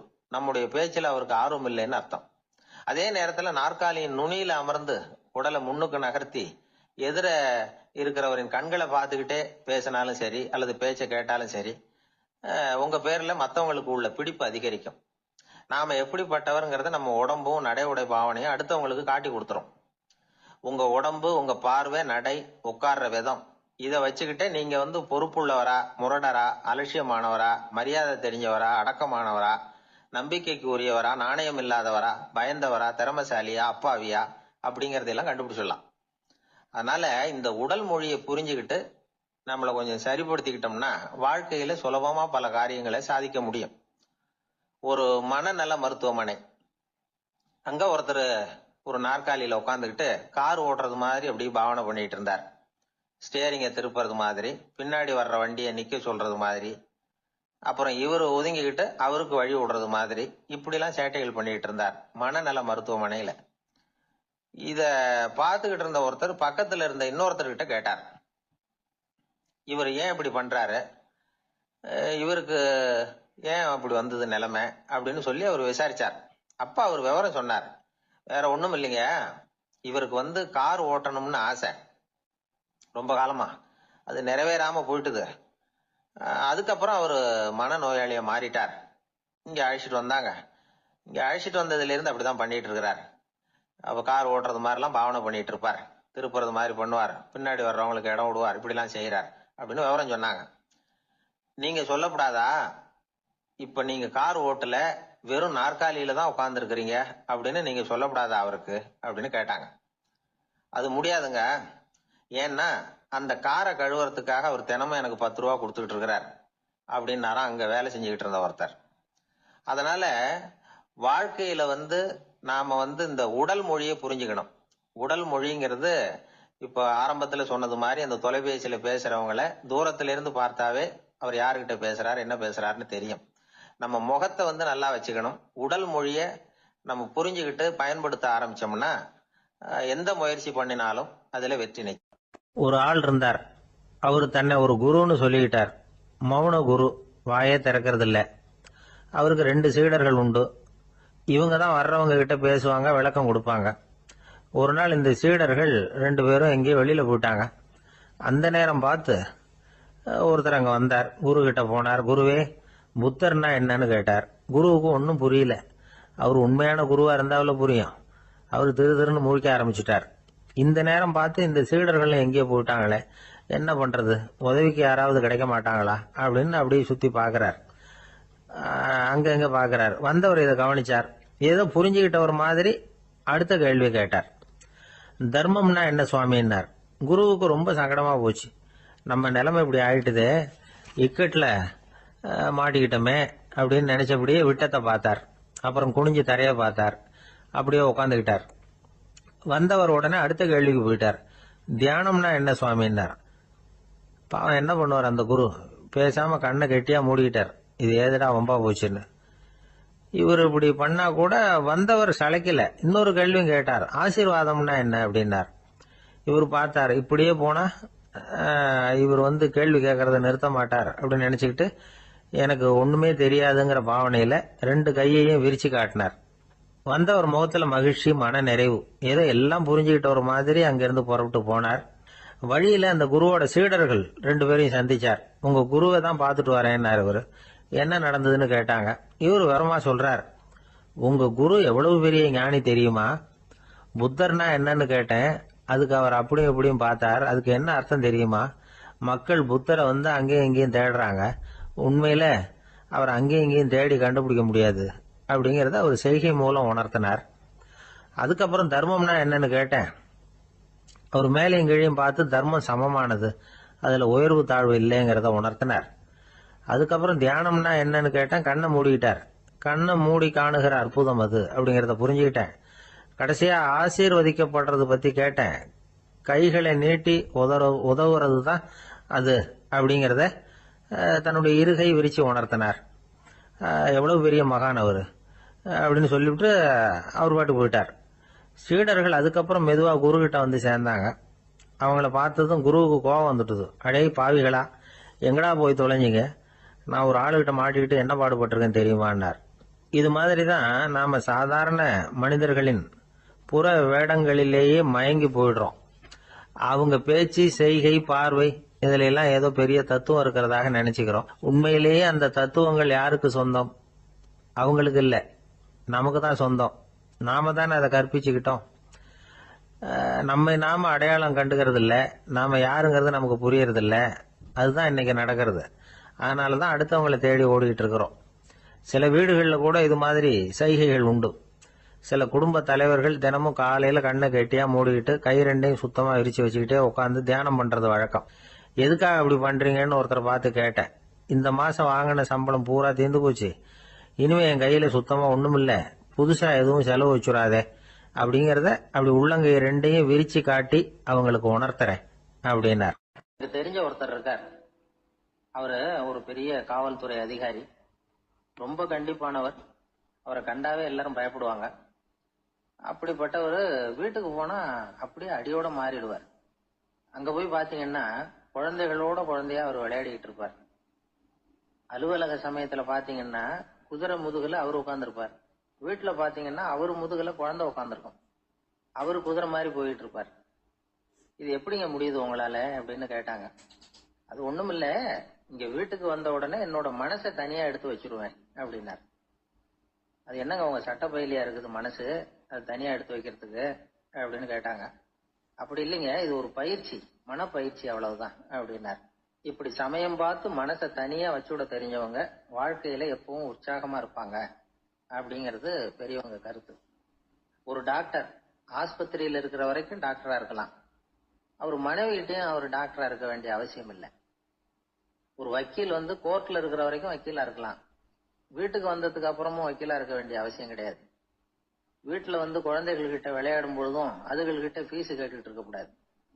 நாம எப்படி இருக்கணும்னு பெரியவங்க சொல்றாங்கன்னா, மனசோட சேரக்கூடாதான். அப்படி சேராம வாழ்க்கையை கவனிக்கணுமா. மனசை அப்படியே தனியா எடுத்து பக்கத்துல வச்சுடணும். அப்படின்னா அதை அப்படியே தூக்கி எறிஞ்சுடு அப்படின்னு அர்த்தம் இல்லை. ஏன்னா மனசுங்கிறது நமக்கு உபயோகப்படக்கூடிய ஒண்ணுதான். எப்ப எப்போ அது தேவையோ அப்பப்போ எடுத்து உபயோகப்படுத்திக்கணும். தேவைப்படுறப்போ எடுத்து கண்ணாடியை மாட்டிக்கிறோம்ல, படிக்கும் பொழுது கண்ணாடி தேவைப்படுதோ எடுத்து மாட்டிக்கிறோம் இல்லையா, அது மாதிரி கணக்கு போடுறதுக்கு மனசு தேவை. கடைக்கு போய் ஒரு பொருள் வாங்குறோம், காசு கொடுக்குறோம், மீதி சில்லறை சரியா இருக்கா அப்படின்னு எண்ணி பார்த்து வாங்க வேண்டியிருக்கு. அந்த சமயத்துல மனசை எடுத்து தனியா வச்சுட்டேன் அப்படின்னு சொல்லிட்டு இருக்க கூடாது. பரீட்சைக்கு படிக்க வேண்டியிருக்குது, படிச்சதையெல்லாம் அப்படியே நினைவுல வச்சுக்க வேண்டியிருக்கு. அந்த சமயத்துல மனசை தூக்கி எறிஞ்சுட்டேன் சார் அப்படின்னு சொல்லிட்டு இருக்க கூடாது. அப்படி சொன்னா பரீட்சை நம்மளை தூக்கி எறிஞ்சிடும். அதனால தேவைப்படுறப்போ மனசை உபயோகப்படுத்தணும், தேவையில்லாதப்போ அது தனியா ஓய்வு எடுத்துக்க விட்டுடணும். இப்படி நாம பழக்கப்படுத்திக்கிட்டா வாழ்க்கைங்கிறது நமக்கு புதுசா தெரியுமா. மனசுக்கும் ஒரு சக்தி கிடைக்கும். எந்திரங்களுக்கு ஓய்வு கொடுக்கற மாதிரி மனசுக்கும் ஓய்வு கொடுக்கணும், இல்லைன்னா அது களைச்சு போயிடும். குழந்தைகள் மனசை சுமந்துகிட்டு இருக்கிறது இல்ல. இது முதியவர்கள் குழந்தைகள் கிட்ட இருந்து கத்துக்க வேண்டிய ஒரு பாடம். ஆனாலும் இந்த கால குழந்தைகள் கிட்ட ரொம்ப எச்சரிக்கையா இருக்க வேண்டியிருக்கு. ஒரு தாத்தாவும் பேரனும் விளையாடிக்கிட்டு இருக்கிறாங்க. தாத்தா எனக்கு சைக்கிள் ஓட்ட கத்து கொடு அப்படிங்கிறான் பேரன். சைக்கிள் உயரம் கூட இல்ல, அதுக்குள்ள சைக்கிள் ஓட்டணுமா அப்படின்னாரு தாத்தா. ஏன் தாத்தா, ரயில் ஓட்டுறாரு, அவர் என்ன ரயில் நீளமா இருக்கார் அப்படின்னு கேட்டானா அந்த பையன். அவருடைய சீடர்கள் கொஞ்சம் பேர் ஒரு பாதை வழியா நடந்து போயிட்டு இருக்கிறாங்க. வழியில ஒரு ஆறு, அதை கடக்க வேண்டி இருந்தது. ரொம்ப ஆழம் கிடையாது. அதனால எல்லாரும் இறங்கி நடக்க ஆரம்பிச்சாங்க. அப்போ அந்த குரு சொன்னாராம், ஞானம் பெற்றவன் ஆற்றை கடக்கும் போது அவனுடைய கால்கள் ஒருபோதும் நனையாது அப்படின்னாராம். இத கேட்டது சீடர்களுக்கு ஒன்றும் புரியல. அவங்க எல்லாரும் குழம்பி போயிட்டாங்க. ஞானம் பெற்றவர்கள் காலு தண்ணீர்ல நனையாதுன்னு சொல்றாரே நம்ம குரு, ஆனா இவரு கால் இப்ப தண்ணீர்ல நனையுதே அப்படின்னா இவருக்கு இன்னும் ஞானம் கிடைக்கலன்னு அர்த்தமா? இப்படி எல்லாம் யோசிக்க ஆரம்பிச்சுட்டாங்க.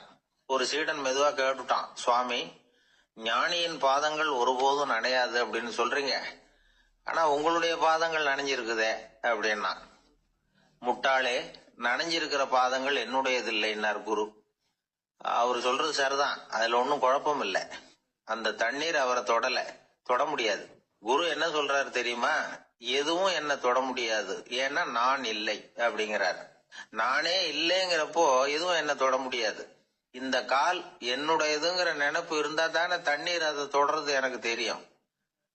நீங்க ஒரு குருவோட தொடர்பு கொள்ளுகிற போது ஒன்னு ஞாபகத்துல வச்சுக்கணும். அவர் யாராகவும் இல்லாத ஒருத்தர், அதாவது நோபடி. நீங்க தொடர்பு கொள்றது ஒரு ஸ்தூல பொருளோட அல்ல, ஒரு தோற்றத்தோட மட்டுமே. இதெல்லாம் பெரியவங்க பேசுற பேச்சு. அந்த அளவுக்கு நான்கிற உணர்வே இல்லாம இந்த உலகத்துல நம்மால வாழ முடியுமா? அது நடைமுறை சாத்தியமா? பற்றில்லாமல் வாழணும்னு பல பேர் அறிவுரை சொல்றாங்க. நம்ம லெவல்ல நாம குறைஞ்சபட்சம் பேராசை இல்லாம வாழ கத்துக்கிட்டா போதும். ஒருத்தன் நிலத்தை உழுதுகிட்டு இருந்தான். ஏறுகால ஏதோ தட்டுப்பட்ட மாதிரி தெரிஞ்சது. என்னன்னு பார்த்தான், அழகான சிலை ஒண்ணு கிடைச்சது. நல்ல விலைக்கு இதை விற்க முடியும். அதை அப்படியே மறைச்சு வச்சிருந்து பொழுது சாஞ்ச உடனே யாருக்கும் தெரியாம வீட்டுக்கு கொண்டுட்டு வந்துட்டான். வீட்டுல இருந்த மனைவி மக்கள்லாம் ஆளாளுக்கு ஒரு கற்பனை செய்ய ஆரம்பிச்சுட்டாங்க. இந்த சிலையை வித்து கிடைக்கிற பணத்துல பெருசா வீடு ஒண்ணு கட்டணும் அப்படிங்கிற நினைப்பு மனைவிக்கு. கழுத்து நிறைய நகை பண்ணி போட்டுக்கணுங்கிற கற்பனை மகளுக்கு. ஒரு நல்ல கார் வாங்கி அதுல உட்காந்து ஊர் சுத்தணுங்கிற ஆசை மகனுக்கு. இப்படி வீட்டுல இருந்த ஒவ்வொருத்தரும் ஒவ்வொரு விதமான கற்பனை சந்தோஷத்துல மிதந்துகிட்டு இருக்கிறாங்க. ஆனா அந்த புதையலை எடுத்துக்கிட்டு வந்தானே, அவன் மட்டும் ரொம்ப சோகமா ஒரு மூலையில உட்காந்துருக்கிறான். என்னாச்சு உங்களுக்கு, ஏன் இப்படி என்னத்தையோ பறி கொடுத்த மாதிரி உட்காந்துருக்குறீங்க அப்படின்னு கேட்டாங்க வீட்டுக்காரம்மா. இதுக்கு அவன் மெதுவா தலையை தூக்கி பதில் சொல்றான். அந்த நாள்ல காணாம போனது 18 சிலைகள் அப்படின்னு என்னுடைய பாட்டனார் சொல்லுவார். இன்னும் 17 சிலைகள் எங்க புதைஞ்சு கிடக்குதோ தெரியலையே அப்படின்னு பெருமூச்சு விட்டான். ஆசைப்படுறதுல தப்பு இல்லை, ஆனா அந்த ஆசை தேவைக்கு தகுந்த மாதிரி இருக்கணும். தேவைக்கு மீறிய ஆசைகள் இருக்கு பாருங்க, அது தேவையில்லை. இந்த கருத்தை வலியுறுத்தது மாதிரி ஒரு கதை உண்டு. தேவேந்திரனுக்கு திடீர்னு வீடு கட்டணும்னு ஒரு ஆசை வந்துதான். வீடுன்னா நாம கட்டுற மாதிரி இல்லை. தேவேந்திரன் வீடுன்னா சும்மாவா? ஒரு பிரம்மாண்டமான அரண்மனை கட்டணும். அது மாதிரி இந்த 3 லோகத்திலயும் ஒரு அரண்மனை கிடையாது அப்படின்னு எல்லாரும் சொல்லணும். இது அவனோட ஆசை. உடனே தேவ தச்சரான விஸ்வகர்மாவை கூப்பிட்டான், உத்தரவு போட்டான். விஸ்வகர்மா தன்னுடைய உதவியாளர்களை எல்லாம் கூப்பிட்டு ஒன்னா சேர்த்துக்கிட்டார். படாத பாடுபட்டு ஒரு பெரிய அரண்மனையை கட்டி முடிச்சார். கட்டி முடிக்க 1000 வருஷம் ஆச்சு. தேவேந்திரன் பார்க்கறான். அவனுக்கு திருப்தி ஏற்படலை. என்னுடைய அந்தஸ்துக்கு இது ரொம்ப சாதாரணமான கட்டிடம், இதை விட இன்னும் பெருசா கட்டு அப்படின்னா. தேவ தச்சர் திணறி போயிட்டார். அவரால் அதுக்கு மேல எதுவும் செய்ய முடியல. என்ன பண்றதுன்னு யோசனை பண்ணார். நேரா நாரதர் காலில் போய் விழுந்தார். நீங்க தான் என்ன இந்த பிரச்சனையிலேருந்து காப்பாற்றணும்னார். நாரதர் யோசனை பண்ணார். சரி கவலைப்படாதேன்னார். நேரா இந்திரன் கிட்ட போனார். இந்திரன் நாரதரை பார்த்த உடனே வாங்கன்னு கூட்டிட்டு போய் அரண்மனையை காட்டினான். இது மாதிரி ஒரு அரண்மனையை நீங்க வேற எங்கேயாவது பார்த்துருக்கிறீங்களா அப்படின்னு ரொம்ப பெருமையா கேட்டான். நான் பார்த்ததில்ல, ஆனா என்னை விட வயசுல மூத்தவர் மகரிஷி லோமேசர், அவர் ஒரு வேளை பார்த்துருக்கிறாரா என்னமோ அப்படின்னார். உடனே அவரை மனசுல நினைச்சு தியானம் பண்ணினார். அடுத்த கணம் லோமேசர் அங்க வந்தார். இடையில ஒரு சின்ன துண்டு, கையில ஒரு கமண்டலம், தலையில ஒரு பாய், அவ்வளவுதான் அவர்கிட்ட இருந்தது. எதுக்காக தலையில எந்த பாய் அப்படின்னு கேட்டான் இந்திரன். என்ன மாதிரி அற்ப ஆயுள் உள்ள ஒரு ஜீவன் தனியா வீடு கட்டிக்கிட்டு திண்டாடணுமா? இந்த பாய் தான் ஒரு வீடு மாதிரி எனக்கு நிழல் கொடுக்குது அப்படின்னார் அவர். என்னது, உங்களுக்கு அவ்வளவு கொஞ்சமான ஆயுளா அப்படின்னு ஆச்சரியத்தோட கேட்டான் இந்திரன். ஆமா, இதை பாரு, என்னுடைய மார்புல ஒரு பொற்காசு அளவுக்கு ரோமம் உதிர்ந்துட்டுது. எப்ப என் உடம்புல உள்ள எல்லா ரோமமும் உதிர்ந்துருமோ அப்ப என்னுடைய ஆயுள் முடியும் அப்படின்னார். எப்ப அந்த ரோமங்கள் பூரா உதிரும்னு கேட்டான் இவன். ஒரு பிரம்மா மறைஞ்சதும் ஒரு ரோமம் உதிரும். என் உடம்புல உள்ள ரோமங்களின் எண்ணிக்கை எவ்வளவோ அவ்வளவு பிரம்மாக்கள் தோன்றி அவங்க ஆயுள் முடியும் பொழுது என் உடம்புல உள்ள ரோமங்கள் பூரா உதிரும் அப்படின்னார். அப்படின்னா ஒரு பிரம்மாவோட ஆயுள் எவ்வளவு காலம்னு கேட்டான். ஒரு பிரம்மாவுக்கு 100 தேவ வருஷம். ஒவ்வொரு தேவ வருஷத்துக்கும் 365 தேவ நாள். ஒவ்வொரு தேவ நாள்லயும் ஒன்ன மாதிரி 14 இந்திரர்கள் தோன்றி மறைகிறாங்க அப்படின்னு மகரிஷி லோமேசர் சொல்றார். இதை கேட்டதும் இந்திரன் ஆடி போயிட்டான். அவ்வளவு ஆயுள் உள்ள இவரே அற்ப ஆயுள்னு சொல்றார். நான் என்னுடைய ஆயுளை பெருசா நினைச்சுக்கிட்டு பிரம்மாண்டமான அரண்மனை கட்டணும்னு ஆசைப்படுறேனே அப்படின்னு நினைச்சான். எனக்கு வீடு கட்டின வரைக்கும் போதும்னு விட்டான். அதனால நாமெல்லாம் நம்முடைய தேவைக்கு தகுந்த மாதிரி ஆசைப்படுறது தான் நியாயம். ஆனால் அப்படியே நடந்துக்கிறோம். மனுஷன் கடவுளையே ஏமாத்தி காசு வாங்கறதுக்குள்ள ஆசைப்படுறான். ஒருத்தன் கடவுளை நினைச்சு தவம் இருந்தான். கடவுள் நேரில் வந்தார். தேவலோகத்தில் ரூபாய்க்கெல்லாம் என்ன மதிப்புன்னு கேட்டான். அங்கெல்லாம் ரூபாய்ங்கிறது உங்கள் பணத்தில் 1,00,00,000 ரூபாய்க்கு சமம். அதாவது தேவலோகத்தில் 1 ரூபான்னா இங்கே 1,00,00,000 ரூபா. அது மாதிரி எங்களுக்கு ஒரு நாளுங்கிறது உங்கள் கணக்கில் 1,00,00,000 வருஷத்துக்கு சமம் அப்படின்னார் கடவுள். அப்படின்னா எனக்கு நீங்கள் அதிகமாக எதுவும் தர வேணாம், உங்கள் கணக்குப்படி ஒரே 1 ரூபா கொடுங்க, அது போதும்னா இவன் ரொம்ப சாமர்த்தியமா. கடவுள் யோசனை பண்ணார். அது ஒன்றும் கஷ்டம் இல்லை, 1 ரூபா தானே கேட்குற, கொடுத்துட்றேன். ஆனால் இப்போ வரும்பொழுது நான் எடுத்துக்கிட்டு வரல, எங்கள் கணக்குப்படியே 1 நாள் பொறுத்துக்க பணத்தோடு வந்துடுறேன் அப்படின்னு சொல்லிவிட்டு பறந்து போயிட்டார். ஒரு நாள் ஒரு தகப்பனார் தன்னுடைய பிள்ளைய அழைச்சிட்டு வந்தார். சார், இவன் சரியாக படிக்க மாட்டேங்கிறான், பெரியவங்களை மதிக்க மாட்டேங்கிறான், நீங்கள் கொஞ்ச நாள் இவனுக்கு குருவாக இருந்து நல்ல விஷயங்களை சொல்லி கொடுத்தா தேவையில்லைன்னார். பெரியவங்களையும் மதிக்காதவன் எப்படி என்ன மதிக்க போகிறான் அப்படிங்கிறது நமக்கு யோசனை வரும் இல்லையா? வேணாங்க, என்னை விட்டுருங்க அப்படின்னோம். அவர் விட மாட்டேன்னு விட்டார். இல்லைன்னா அவரே சிஷ்யன் ஆகிடுவார் போல இருந்தது. சரி, வேற வழி இல்லாமல் அந்த பையனையே என்னுடைய சைடை நான் ஏற்றுக்கிட்டு உபதேசம்லாம் பண்ண ஆரம்பித்தோம். அதாவது குரு பக்தின்னா அது எப்படி இருக்கணுங்கிறத பற்றி சொல்லி கொடுத்தோம் அவனுக்கு. சதமகர் அப்படின்னு ஒரு குரு இருந்தார். அவருக்கு ஒரு சீடர். அவன் பேர் துளசி சைதன்யன். நைஷ்டிக பிரம்மச்சாரி. தன்னுடைய குருவுக்கு எந்த நேரத்தில் எது தேவைங்கிறத புரிஞ்சுக்கிட்டு சேவை செய்கிறவன். ஆனால் இவனை பற்றி மற்ற சீடர்களுக்கு பொறாமை வந்துட்டுது.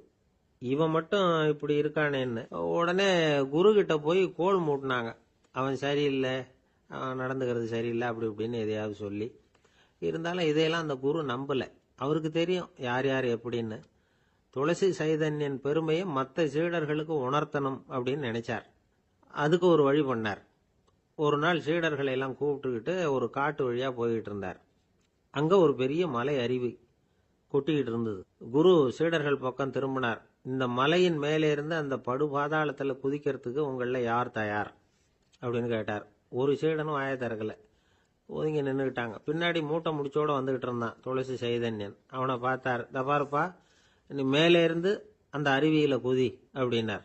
அப்படியே செய்கிறேன் சுவாமின்னா ஓடி போய் பொத்துன்னு குதிச்சுட்டான். அடுத்த கணமே குருநாதர் தன்னுடைய யோக சக்தியால் பறந்து போய் அவன் கீழே விழுந்துடாமல் தாங்கி பிடிச்சி கொண்டுகிட்டு வந்துட்டார். மற்ற சீடர்களுக்கெல்லாம் ஒரு மாதிரி ஆயிட்டுது. அடுத்தபடியாக என்ன பண்ணலாம்னு யோசிச்சாங்க இவனை மாட்டி விடுறதுக்கு. ஒரு நாள் வெத்தலை அடிக்கிற ஒரு சின்ன உரலையும் உலக்கையையும் எடுத்து ஒளிய வச்சுட்டாங்க. சதமகர் சன்னியாசி இல்லை, அவர் வெத்தலை போடுவார். பல்லு சரியில்லை, அதனால் இடித்து தான் வெத்தலையை போடணும். திடீர்னு வெத்தலை பாக்கு கேட்டார். வழக்கமாக உரலில் இடித்து தர்றது தான் துளசியின் பழக்கம். உரலை தேடினா கிடைக்கல, என்ன பண்ணுறது?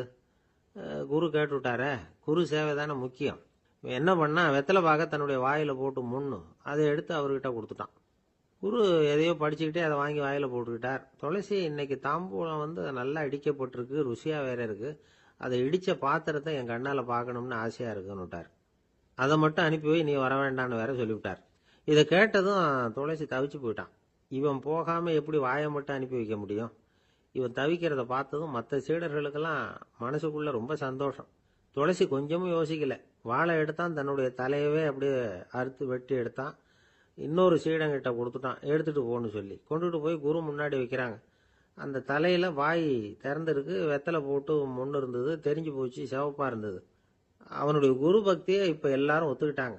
அதுக்கப்புறம் குரு சதமகர் தன்னுடைய அற்புத திறமையினால அந்த தலையை மறுபடியும் ஒட்ட வச்சுட்டார். துளசிக்கு உயிர் வந்துட்டுது. இப்படி ஒரு பெரிய கதை உண்டு. அதாவது துளசி சைதன்யன் அவனுடைய குரு பக்தி எப்படி அப்படின்னு கேட்டோம்.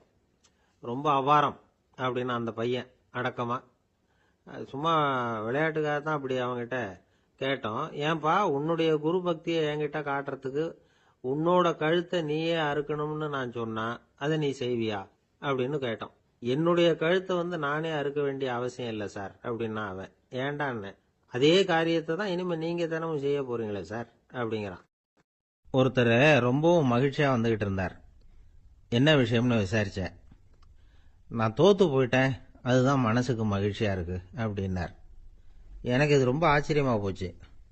இந்த உலகத்தில் தோற்று போகிறவங்க யாரும் மகிழ்ச்சியாக இருக்கிறது இல்லை.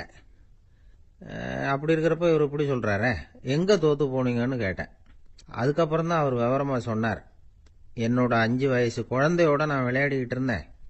அந்த விளையாட்டில் என் குழந்தை ஜெயிச்சுட்டுது, நான் தோத்து போயிட்டேன் அப்படின்னார் ரொம்ப உற்சாகமாக. நான் யோசித்து பார்த்தேன். அதாவது நாம் சின்ன குழந்தையா இருக்கிறப்போ எந்த விளையாட்டில் கலந்துக்கிட்டாலும் அதில் நாம தான் ஜெயிக்கணும்னு ஒரு வெறி நமக்குள்ளே இருக்கும். நம்மளை எதிர்த்து விளையாடுறவர் நல்லவரா கெட்டவரா, பெரியவரா சின்னவரா அப்படிங்கிறதெல்லாம் முக்கியம் கிடையாது. அவர் தோத்து போகணும், நாம ஜெயிக்கணும், அதுதான் முக்கியம். எதிரியை சந்தோஷப்படுத்த விளையாடுகிற கலை அப்ப நமக்கு தெரியறதில்ல. வாழ்க்கையில் ஒரு பக்குவம் வந்ததுக்கு அப்புறம் வெற்றி பெறணுங்கிற மன அழுத்தம் போயிடுது. போட்டியில் ஜெயிக்கணுங்கிறத விட குழந்தையை சந்தோஷப்படுத்தணுங்கிறது முக்கியமாக போச்சு. ஜெயிக்கணுங்கிற வெறி ஓடி போட்டுது. ஒரு குழந்தையா இருந்தப்போ நம்ம வளர்ச்சிக்கு உதவிய வெறி பெரியவனானதுக்கு பிறகு நமக்கு எதிரியா மாறுது. அதை சரியான சமயத்தில் நாம் புரிஞ்சுக்கிட்டோம்னா போதும், நாம் பொழைச்சிக்கலாம். ஒவ்வொரு மனுஷனுமே வாழ்க்கையோட அடுத்த கட்ட வளர்ச்சியில் அடி எடுத்து வைக்கிற நேரத்தில் தன்கிட்ட இருந்து ஏதோ ஒரு குணத்தை அல்லது தன் குணம் இருந்த ஏதோ ஒரு உறவை நாம் இழக்கத்தான் வேண்டியிருக்குது. ஒரு கட்டம் வரைக்கும் உதவியா இருந்த குணம் அடுத்த கட்டத்துக்கு தடையா கூட மாறிடலாம்.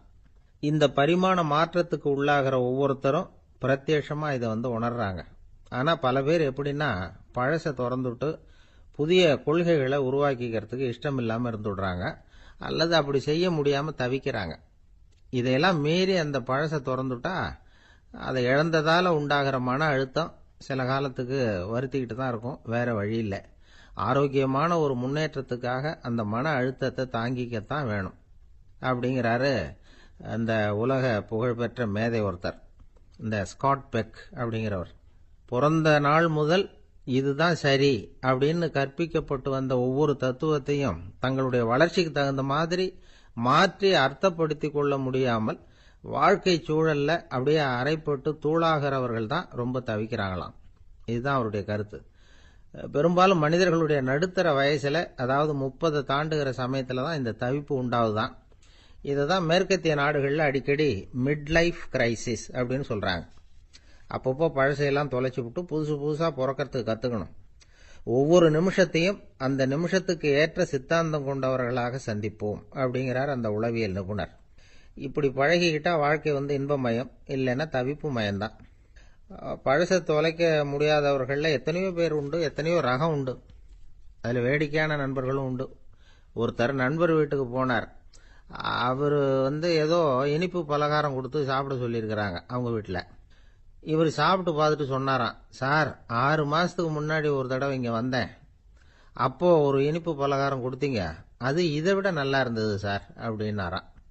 அப்ப செஞ்ச அதே இனிப்பு பலகாரம் தான் சார் இதுவும் அப்படின்னாராம் அவர். 9வது பாடல். தூமணி மாடத்து சுற்றும் விளக்கெரிய தூபம் கமழ துயிலணை மேல் கண் வளரும் மாமன் மகளே, மணிக்கதவும் தாழ்த்திரவாய் மாமீர் அவளை எழுப்பீரோ, உன்மகள்தான் ஊமையோ அன்றிச் செவிடோ அனந்தலோ ஏமப் பெருந்துயில் மந்திரப்பட்டாளோ, மாமாயன் மாதவன் வைகுந்தன் என்றென்று நாமும் பலவும் நவின்றேலோர் எம்பாவாய். அப்பழுக்கற்ற தூய்மையான பரிசுத்தமான மாட மாளிகைகளைச் சுற்றிலும் 4 பக்கங்களிலும் விளக்குகள் ஒளிவிட்டு பிரகாசித்து எரிந்து கொண்டிருக்கவும், அம்மாளிகையைச் சுற்றிலும் அயில் சந்தனம் போன்ற வாசனைப் பொருள்களின் நறுமணம் எங்கும் கமழவும், நல்ல பஞ்சடைத்த மெத்தையில் கண்ணுறக்கம் கொள்ளும் எங்கள் மாமன் மகளே, மாணிக்கங்கள் பதிக்கப் பெற்ற உன் வீட்டு கதவின் தாழ்பாளை திறக்க மாட்டாயா? திறந்து விரைவில் எங்களுடன் சேர்ந்து கொள்ள மாட்டாயா? மாமிகளே, நீங்களாவது அவளை எழுப்பிவிட மாட்டீர்களா? விடிந்து எவ்வளவு நேரமாகிவிட்டது, நாங்கள் இவ்வளவு நேரம் அவளை அழைத்து கொண்டிருக்கிறோமே, அவளுக்கு என்ன ஆயிற்று? ஒரு வார்த்தை கூட பதில் கூற மாட்டேன் என்கிறாளே, அவள் என்ன பேசும் திறனற்ற ஊமையா? அல்லது நாங்கள் அழைப்பது அவளுக்கு கேட்கவில்லையா, காது கேட்கவில்லையா? அல்லது ஆழ்ந்த பேருறக்கத்தில் படுத்து கிடக்கிறாளா? அல்லது யாரேனும் கட்டுப்படுத்தி அவளை பெருந்துயில் கொள்ளுமாறு செய்து விட்டார்களா? அல்லது ஏதேனும் மந்திரம் மாயம் செய்திருக்கிறார்களா? அதன் வசம் கட்டுப்பட்டு இப்படி பேருறக்கம் கொண்டு கிடக்கிறாளே, நாங்கள் அந்த மாமாய செயல்களில் வல்லவனும் மிகுந்த தவமுடைய இலக்குமியின் கணவனும் வைகுண்டத்திற்கு அதிபதியுமான நாராயணன் பெயரை திரும்ப திரும்ப சொல்லி பக்தி பரவசத்தில் ஈடுபட்டு அவளை அழைக்கிறோமே, அவள் ஏன் இன்னும் எழுந்து வந்து கதவை திறந்து எங்களுடன் சேர்ந்து இறைவன் திருப்பெயரை சொல்லி வழிபட மாட்டேன் என்கிறாள்? நீங்களாவது கேட்டுச் சொல்லுங்களேன் என்கிறார்கள். இந்த பாடலின் திரண்ட பொருள் இது. தூமணி மாடத்து சுற்றும் விளக்கெரிய. விளக்கு எரிப்பதற்கே நிறைய செல்வம் இருக்க வேண்டும். இது சீர்மல்கும் ஆய்பாடி செல்வச் சிறுமியர்கள் வாழுகிற இடம். அந்த வீட்டினுடைய அமைப்பு எப்படி இருக்கிறது? தூய்மையான ரத்தின மணிகள் அப்படியே பதிந்து வைத்திருக்கிறார்கள். ஒரு குறிப்பு எழுதுகிறார்கள், அரசர்கள் அந்தப்புறத்திற்கு சிறந்த மணியை கொண்டு அற்புதமான கட்டடத்தை அமைப்பார்களாம். அங்கு வேண்டாம் என்று ஒதுக்கப்பட்ட கற்களை கொண்டுதான் அரண்மனையையே கட்டுவார்களாம். இது துவளில் மண்டபம், அது தூமணி மாடம் என்று அதற்கு ஒரு விளக்கம் சொல்கிறார்கள். ஆக இழைத்து இழைத்து தூய்மையான மணியினை கொண்டு வந்து கட்டியிருக்கிறார்கள். அது ரத்தின மணி. இந்த பெண் எழுந்திருந்திருக்க வேண்டும், எழுந்திருக்கவில்லை.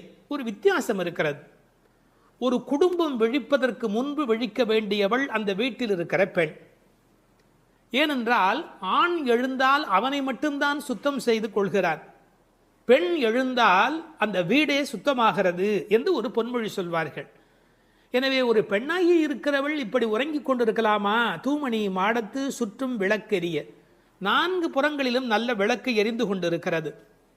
அது மட்டுமல்ல, அகில் சந்தனம் போன்ற நறுமண புகை வீசுகிறது. தூபம் கமழ. செல்வச் செழிப்பு. துயிலணை மேல் கண் வளரும். அது தூங்குவதற்காகவே அமைக்கப்பட்டிருக்கிற ஒரு பெரிய மெத்தை. அதாவது அந்த மெத்தையை பார்த்தாலேயே வா வா வா வந்து படு என்று அழைப்பதை போல 5 விதமான சிறப்புகள் அமைந்திருக்கக்கூடிய பஞ்சனை அது. அதில் அழகு இருக்கிறது, மென்மை இருக்கிறது, குளிர்ச்சி இருக்கிறது, சுகம் இருக்கிறது. அப்படிப்பட்ட அருமையான அந்த பஞ்சனையின் மீது அவள் படுத்திருக்கிறாள். தமிழிலே தூங்குகிறார்கள் என்று சொல்ல மாட்டார்கள், கண்வளராய் என்று சொல்வார்கள், மங்களம் கருதி. ஏன்னால் தூங்கிவிட்டார் என்றால் அமங்கலமாகிவிடுமே என்பதற்காக கண்வளராய் என்று சொல்லை பயன்படுத்துவது வழக்கம். சின்ன வயதிலிருந்து குழந்தை கண் வளருது என்று ஒரு வார்த்தை சொல்வார்கள். அதில் ஒரு விஞ்ஞான குறிப்பே இருக்கிறது. உண்மையிலேயே கர்ப்பத்தில் குழந்தை தூங்குவதால் தான் வளருகிறது. அது ஒரு 10 மாத காலம் தாயின் கர்ப்பத்தில் கண் திறக்காது. கண் திறந்து விட்டால் ஊமை, அது விதவிதமான குறைபாடு உடைய ஊனமான குழந்தையா வந்து பிறக்கும் என்று விஞ்ஞான குறிப்பு இருக்கிறது. அந்த குழந்தை கண்களை மூடிக்கொண்டு தூங்கிக் கொண்டே இருக்கும். அதில் என்ன ஆச்சரியம் என்று கேட்டால், அப்போதான் அது வளருகிறது. ஒரு புள்ளியிலிருந்து ஒரு குழந்தையாக முழுமையாக வளருகிறது. அந்த கண் வளருதல் என்பதிலே தூங்கும் போது வளர்ச்சி நிகழ்கிறது என்கின்ற ஒரு குறிப்பு இருக்கிறது. மனிதனுக்கு கூட தூக்கம் அவசியம். ஏன்னா உடம்பில் இருக்கிற செல்கள் தங்களை புதுப்பித்துக் கொள்வதற்கு மனிதன் தூங்க வேண்டி இருக்கிறது.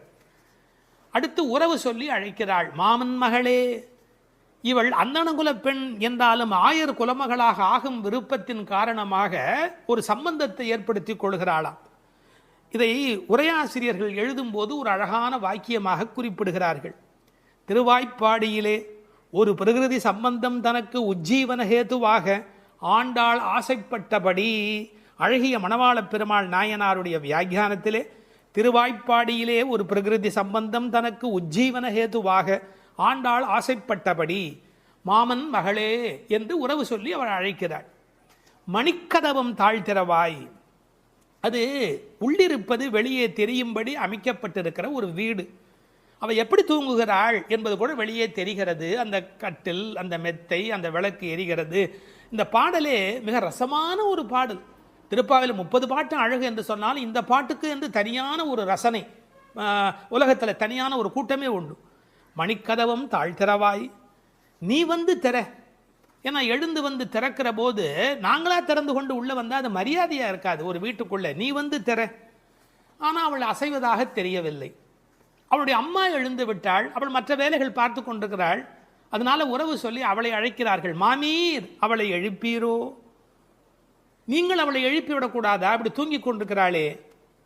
உன் மகள்தான் தன்னுடைய தோழியினுடைய தாயை பார்த்து சொல்கிறாள், உன் மகள்தான் ஊமையோ அன்றி செவிடோ. என்ன பொருள் தெரியுமா? பேச்சு வராதவர்கள் என்று பொருள் அல்ல, ஊமை என்ற சொல்லுக்கு இறை நாமம் சொல்லாதவர் என்று பொருள் என்று எழுதுகிறார். இறைவனுடைய நாமத்தை சொல்ல வேண்டிய சந்தர்ப்பத்தில் சொல்லவில்லை என்றால் பிறகு நாக்கிருந்து என்ன பையன்? பேசாத நாளெல்லாம் பிறவா நாளே என்பார்கள் அல்லவா. உண்ணா நாள் என்பது இந்த உலகத்தில் சாப்பிடாத நாள் அல்ல, உன்னை வணங்காத நாள் தான் உண்மையிலேயே உண்ணா நாள் என்று குறிப்பிடுவார்கள். ஊமையோ அன்றி செவிடோ என இறைவன் புகழ் கேளாத செவி என்ன செவியே என்று சிலப்பதிகாரம் பேசும். இந்த பெருமானுடைய புகழை நாங்கள் சொல்லுகிறோம், அவள் காதிருந்தும் கேட்கவில்லையே. நேற்று வரை நன்றாக பேசினாளே, இன்று என்ன ஊமையாகிவிட்டாளா? அழைப்பு அவள் காதில் போய் விழவில்லையா? அல்லது இரண்டுமே அவளுக்கு இணைந்து விட்டதா? சோம்பல் வயப்பட்டாளா? யாரேனும் மந்திரம் மாயம் செய்து விட்டார்களா? என்ன நடந்து விட்டது? ஊமையோ அன்றி செவிடோ மாமாயன் மாதவன் வைகுந்தன் என்றென்று நாமும் பலவும் நவின்றேலோர் எம்பாவாய். ஏன்னா மந்திர துயில் பட்டாளே, இப்படி அவள் பிடிவாதமான ஒரு தூக்கத்தில் போய் மாட்டிக்கொண்டு இருக்கிறாளே. நாங்கள் அழைக்கிறோம், எதை சொல்லி அழைக்கிறோம்? மாமாயன், மகா மாயையில் வல்லவனாகிய பெருமான். மாதவன், நம்முடைய சாதாரண தவம் அல்ல, எல்லா தவங்களுக்கும் அப்பாற்பட்ட பெரும்பொருள். அந்த தவத்தால் அடைய வேண்டியவன் கருணையினால் தானாகவே நம்மிடத்தில் வருவதால் அவன் மாதவன். வைகுந்தத்தில் இருக்கிறவன் என்றாலும் கருணை காரணமாக ஒவ்வொரு கோயிலிலும் அர்ச்சாவதாரத்தில் எழுந்தருளி இருக்கின்றவன். வைகுண்டபதி என்றாலும் இந்த பூமிக்கு கிடைக்கிறவன். வைகுந்தன் என்றென்று நாமும் பலவும் நவின்று. உண்மையிலேயே திருப்பாவையினுடைய நோக்கமே இறைவனுடைய நாமத்தை பல வகையில் சொல்வது. இறைவனுடைய நாமத்துக்கு மிகுந்த சக்தி அதிகம். கட்டிப்பொன் போலே அவன், பணிப்பொன் போலே திருநாமம் என்று உரை எழுதுவார்கள். அதாவது தங்கத்தில் ஒரு பெரிய கட்டி இருந்தால் கூட அதை வைத்துக்கொண்டு என்ன பண்ணுவது?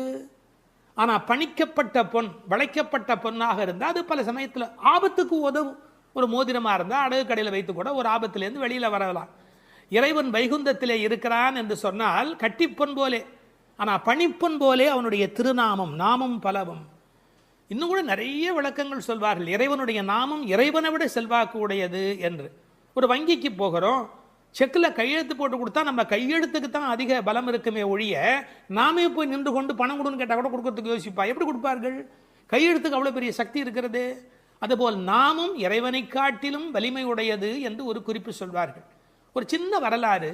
காஞ்சி மகா சுவாமிகள் உடல்நலக் குறைவு மாதிரி ஜுரத்தில் இருக்கிறார்கள். மருத்துவர் வர சொன்னார்கள். அவர் உடனே மருந்தெல்லாம் கொடுக்க வேண்டி இருக்குமோ என்ற எண்ணத்தில் அவர் வந்தார். உன்னை யார் இப்படிலாம் வர சொன்னா?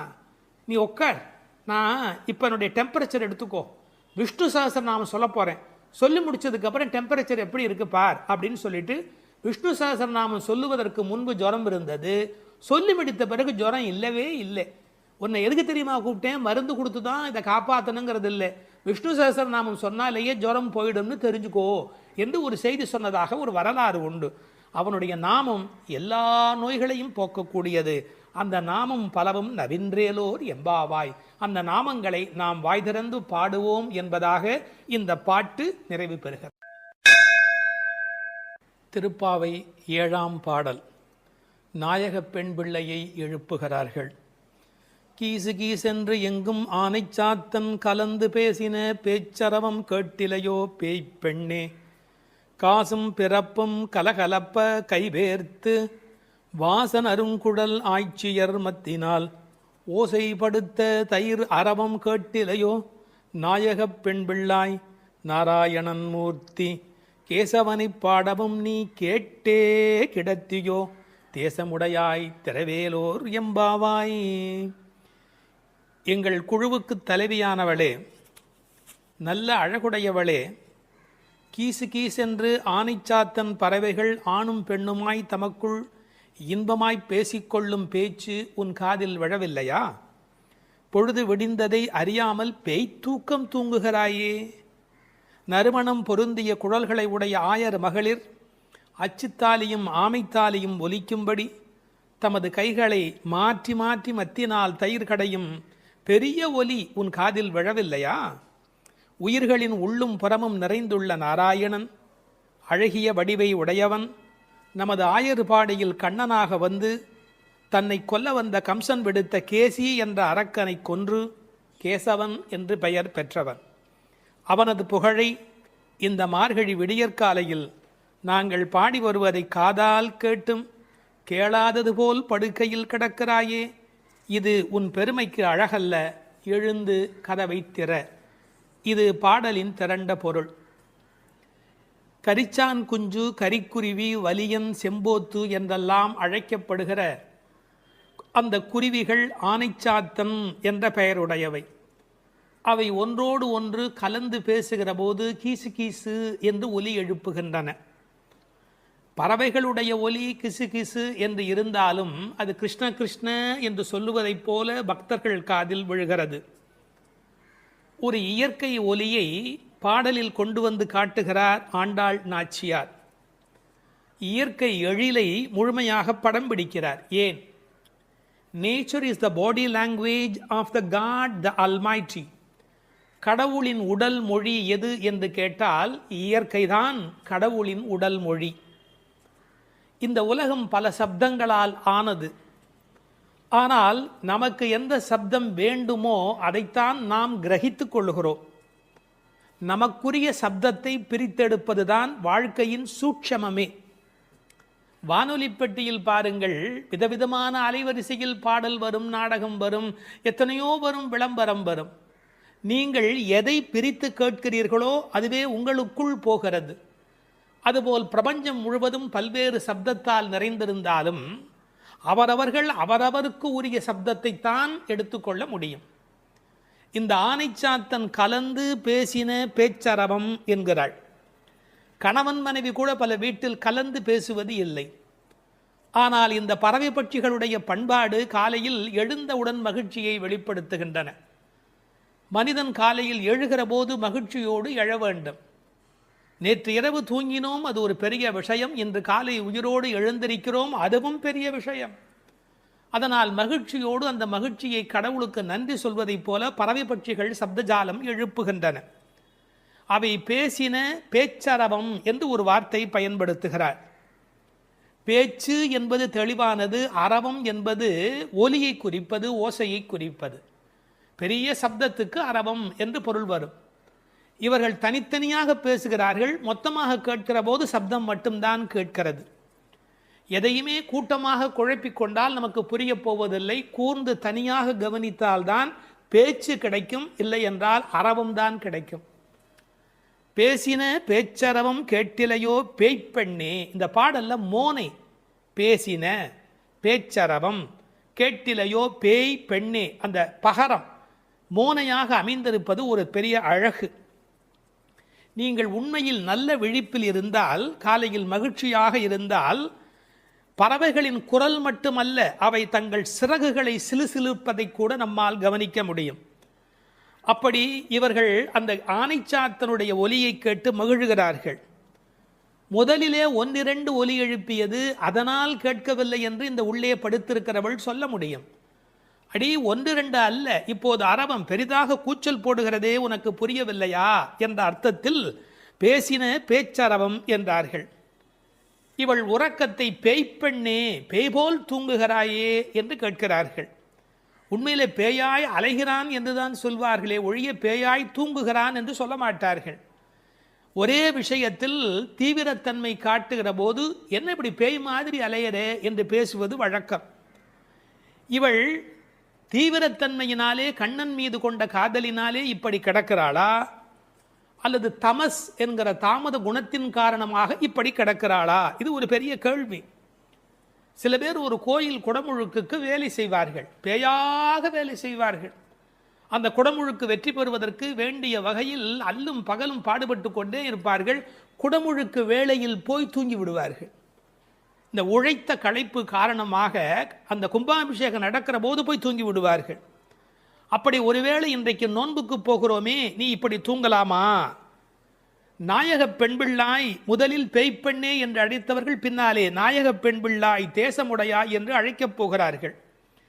பேய் என்றவுடன் தாழ்வாய் நினைத்துவிட வேண்டாம். பேயனாய் ஒழிந்தேன் எம்பெருமானுக்கே யானும் ஒரு பேயனே என்று குலசேகர ஆழ்வார் அருமையாக அதை வேறு ஒரு கோணத்தில் பாடி காட்டுகிறார். இவர்களை எழ ஒட்டாதபடிக்கு செய்வது எது என்றால், அந்த கண்ணன் மீது கொண்ட அளவற்ற காதல் அல்லது பிரேமை ஒரு காரணமாக இருக்கலாம். அடுத்த ஒரு ஓசையை வர்ணிக்கிறார், இயற்கையை சொல்லி நமக்கு புரிய வைக்கிறார்.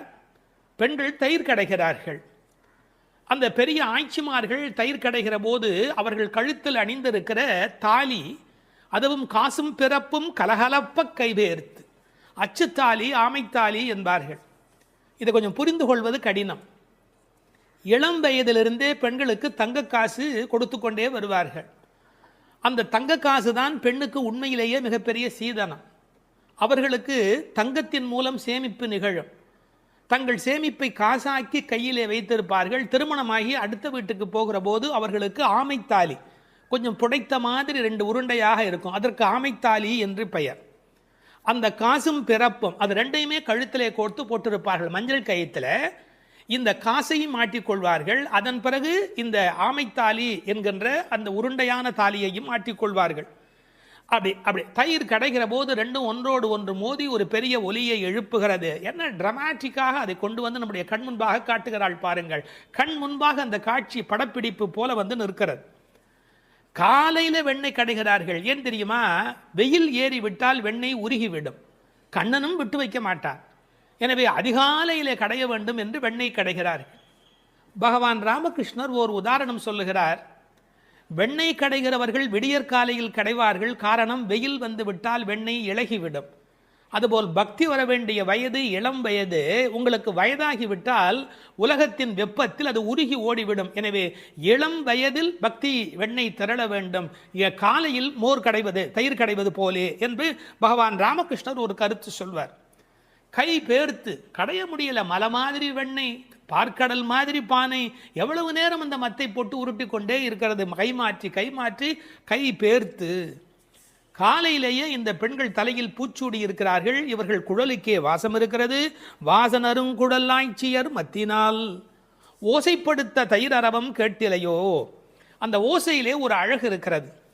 பித்தகோரஸ் கொல்லர் பட்டறையிலே ஏற்படுகிற ஒலியை வைத்துக் கொண்டு அந்த இரும்பின் அடர்த்தி என்ன என்று சொல்ல முடியும் என்று சொல்கிறார். அடர்த்தியான இரும்பு வர வர அதை தட்டுகிற அந்த ஒலி ஓசை மாறிக்கொண்டே போகும் என்று சொல்லுகிறார். ஒலி அழகை பற்றி மகாகவி பாரதி ஒரு மனிதனை ஒலியும் ஓசையும் என்ன பாடுபடுத்துகிறது என்பதை குறிப்பிடுகிறார்.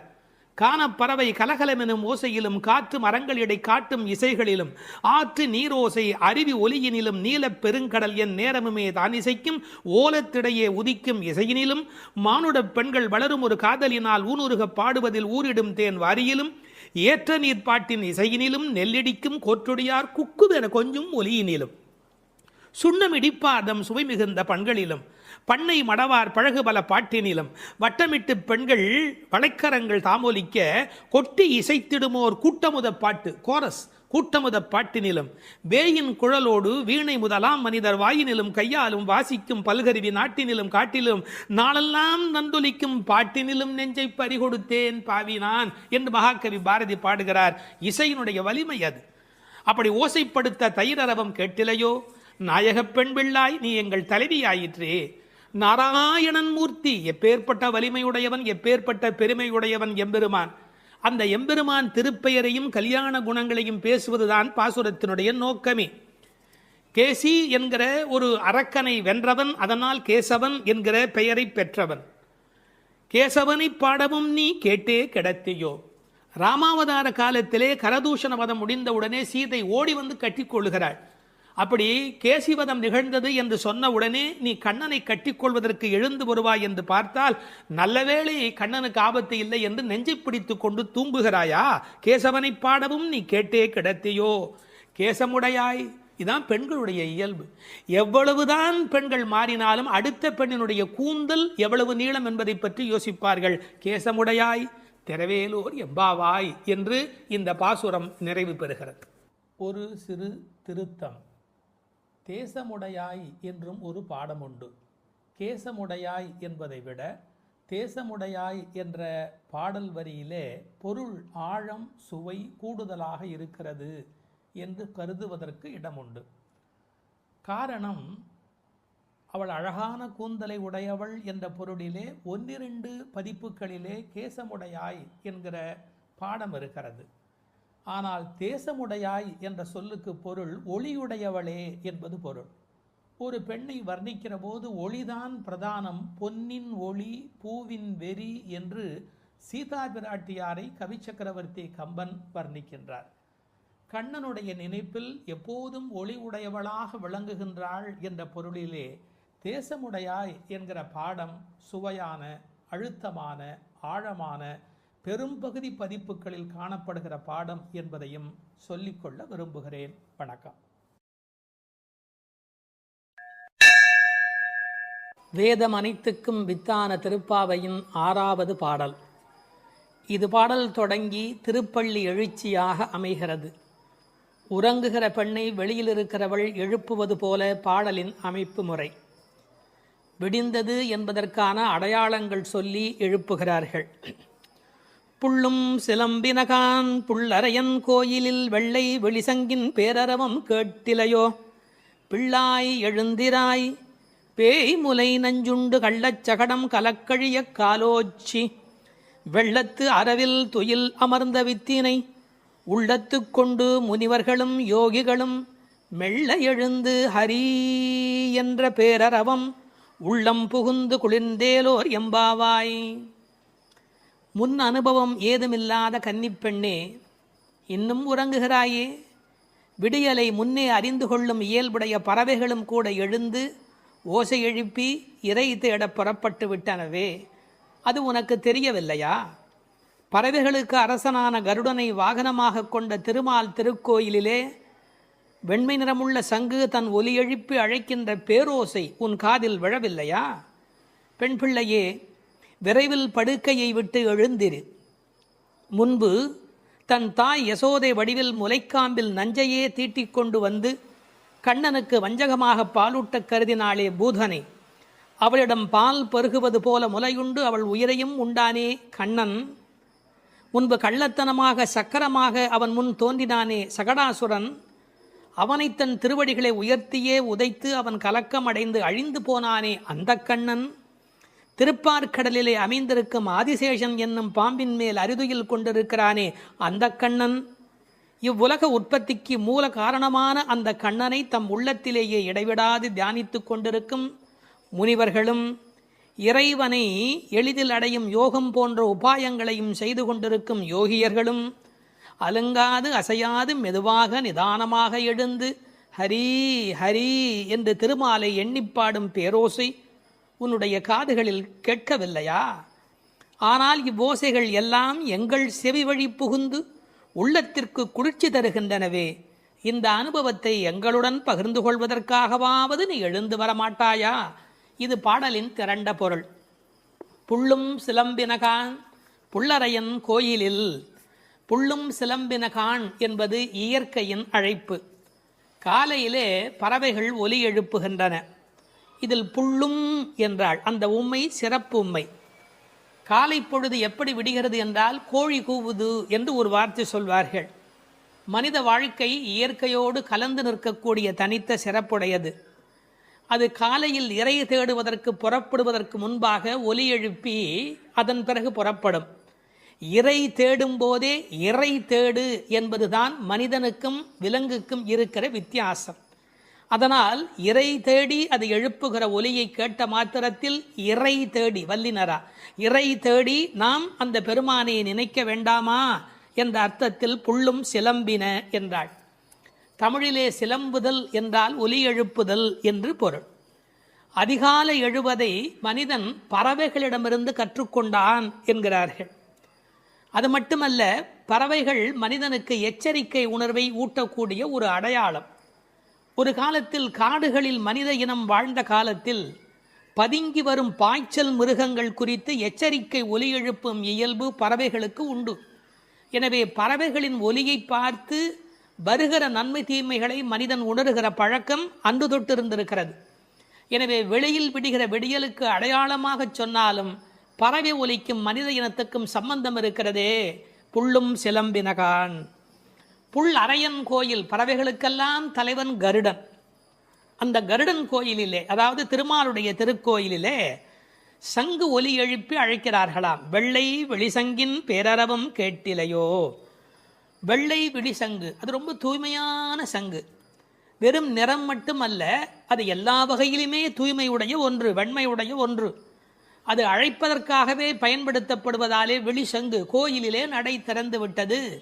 மக்கள் வரலாம் என்பதற்கான அறிவிப்பு சங்கொலியின் மூலம் அந்த ஊருக்கு தெரிவிக்கப்படுகிறது.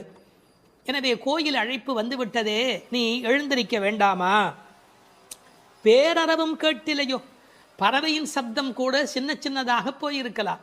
இது எத்தனை பெரிய ஒலி, சங்கு ஒலி எழுப்புகிறார்களே, ஊருக்கே கேட்க வேண்டும் என்று எழுப்புகிறார்களே, உனக்கு தெரியவில்லையா? சங்குக்கும் ஆண்டாளுக்கும் இடையில் இருக்கிற தொடர்பு நாச்சியார் திருமொழி நன்கு படித்தவர்களுக்கு தெரியும். கற்பூரம் நாருமோ கமலப்பூ நாருமோ திருப்பவளச் செவ்வாய்தான் தித்தித்திருக்குமோ, மறுப்பொசித்த செங்கண்மால் வாய்ச்சுவையும் நாற்றமும் விருப்புற்று கேட்கின்றேன் சொல்லாழி வெண்சங்கே என்று சங்கரை பாராட்டி மகிழ்ந்தவள் ஆண்டாள் நாச்சியார். எனவே வெள்ளை வெளிசங்கு அதற்கு என்ன பெருமை என்றால், ஓங்கார ஒலி எப்போதும் சங்கிலே காதில் வைத்தால் கேட்டுக்கொண்டே இருக்கும். நமக்கு ஒரு ஆச்சரியம், கண்ணனாகிய கடவுள் குடியிருக்கிற ஊரில் வேறு ஒரு கோயிலா?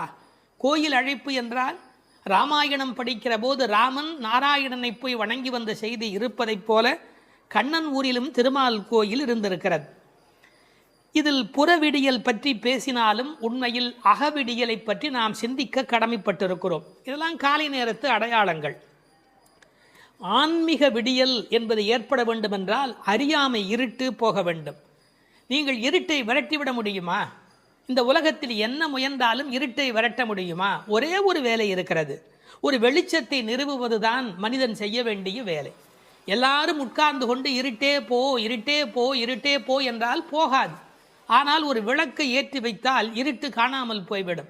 அதுபோல் நம்முடைய அஞ்ஞானம், அறியாமை என்ற மன இருள் நீங்க வேண்டுமென்றால் நாராயணன், இறைவன், பரம்பொருள் என்ற ஒற்றை விளக்கு நமக்கு போதுமானது. அதை சொல்லிவிட்டு பிள்ளாய் எழுந்திராய் என்கிறார். பெண் பிள்ளைகளை ஏ பிள்ளை என்று அழைப்பது தமிழ் மண்ணிலே இருக்கிற ஒரு மரபு. என்ன பிள்ளை இப்படி பேசிக்கிட்டே இருக்கிறியே அப்படிம்பாங்க. அது சிறு பிள்ளைகளை சொல்லுகிற வழக்கம் உண்டு. பிள்ளாய் எழுந்திராய். இந்த பிள்ளாய் என்பதில் இருக்கிற அழகு, சிறுபிள்ளைத்தனமாக நடந்து கொள்கிறாயே. உனக்கு கோயிலுக்கு வந்து முன் அனுபவம் இல்லையா? இந்த சபரிமலைக்கு போகிற போது கன்னிசாமி என்று அழைத்து கொண்டு போவார்கள். எல்லாரும் எழுந்திருக்கிற நேரத்தில் அவர் எழுந்திருக்க மாட்டார், அந்த முறையாக பூஜையில் கலந்து கொள்ள மாட்டார். கன்னிசாமி அவருக்கு விவரம் தெரியல என்று எல்லோரும் சொல்வார்கள். இந்த பிள்ளை எழுந்திருக்கவில்லை, பிள்ளாய் எழுந்திராய் என்றார். அவள் எழுந்திராமைக்கு காரணம் சோம்பல் மட்டுமல்ல, சோம்பலை தாண்டி இன்னொன்றும் இருக்கலாம். என்ன? கிருஷ்ண மயக்கம் என்றும் காரணமாய் இருக்கலாம். மிக முதிர்ந்த நிலை ஒரு காரணமாய் இருக்கலாம். அவளுக்கு அதிர்ச்சி உண்டாகும்படியாக எழுப்புவதற்கு உரிய கண்ணபெருமானுடைய வரலாறுகளை சொல்லுகிறார்கள். பேய்முலை நஞ்சு உண்டு பூதனே என்ற ஒரு அரக்கி தாய்முலைப்பாலில் அமுதிருக்க தவழ்ந்து தளநடை இட்டு சென்று பேய் முலைவாய் வைத்து நஞ்சு உண்டு பித்தன் என்றே பிறர் ஏசன் என்றாய் திருமங்கையாழ்வார் பாடுகிறார். அதாவது தாயிடத்தில் அமுது உண்ணாமல் பேயிடத்தில் போய் உண்டு அவளுக்கு மேலே போவதற்கான வழிமுறையை செய்த பூதனையினுடைய வரலாறு, அரக்கியின் வரலாற்றை சொல்லுகிறார். அடுத்து இன்னொரு வரலாறு, கள்ளச்சகடம் கலக்கழிய காலோச்சி. கள்ளச்சகடம், சகடாசுரன் என்ற ஒரு அசுரன் வஞ்சனையான வடிவத்தில் சக்கரமாய் வருகிறான். அப்போது பெருமான் என்ன செய்தார்? தம் கால்களாலே எட்டி உதைத்தார். தன்னை நேடி வந்த ஆபத்தை அவர் விரட்டுகிறார். என்ன நயம் சொல்வார்கள் தெரியுமா? பெருமாளுடைய திருவடி நம்முடைய கஷ்டத்தை போக்குகிறது என்பதையும் தாண்டி பெருமாளின் துன்பத்தையே போக்கக்கூடியது. இப்படிலாம் அர்த்தம் சொல்லலாமா என்று கேட்பார்கள். உயர்வர உயர்நலம் உடையவன் எவனவன், மயர்வர மதிநலம் அருளினன் எவன் அவன். இந்த பாசுரத்திலே துயரரு சுடரடி என்று ஒரு வாசகம் வரும். அந்த துயரரு சுடரடி என்பதற்கு வியாக்கியானம் செய்த பெருமக்கள் நம்முடைய துயர் என்று கூட அர்த்தம் செய்ய வேண்டிய அவசியமில்லை. பக்தனுக்கு அனுகிரகம் பண்ணுவதற்கு திருவடி இருந்தும் பக்தன் தன்னிடத்தில் வந்து அதை பெறாத போது பகவான் துயரமுறுகிறான். தாய் தன்னுடைய முலைப்பாலை தரையிலே பிச்சுமா போல அருளை அவன் பக்தர்களுக்கு வழங்குகிறான் என்று எழுதினார்கள். எனவே பெருமானுடைய திருவடி பெருமானுடைய துன்பங்களையே நீக்கியது என்றும் பொருள் கொள்ளலாம். மனிதர்களுக்கு ஒவ்வாதது ரெண்டு காரம், ஒன்று அகங்காரம், மமகாரம். அப்படி தோன்றிய அசுரர்களை அவன் அழித்திருக்கிறான். வெள்ளத்தரவில் துயிலமர்ந்த வித்து, இந்த உலகத்துக்கெல்லாம் மூலமான வித்து. நல்ல தண்ணீர் நனைத்துதான் விதையை நடுவார்கள். இவன் வெள்ளத்து அரவில் பார்க்கடலிலே பாம்பிலே படுத்திருக்கிறான். வெள்ளை வெள்ளத்தின் மேலொரு பாம்பின் மிசை கள்ள நித்திரை கொள்ளும் பரமன் என்பார்கள். நீர் குளிர்ச்சி, பாம்பு குளிர்ச்சி, அந்த குளிர்ச்சிக்கு மேல் குளிர்ச்சியாக கண்ணபெருமானுடைய தோற்றம் குளிர்ச்சி. முதல் தனி வித்தேயோ என்று நம்மாழ்வார் பாடுவார். ஆலமர் வித்தின் அரும் குரலன் என்று கம்பர் பாடுவார். விச்சி இன்றி விளைவது இல்லை என்று பகலாதனுடைய சரித்திரத்தை பாட வந்த இடத்திலே கவி சக்கரவர்த்தி கம்பன் பாடுகிறார். இந்த உலகத்துக்கெல்லாம் ஒரு மூல விதை உண்டு, அந்த விதை இறைவன் என்பதை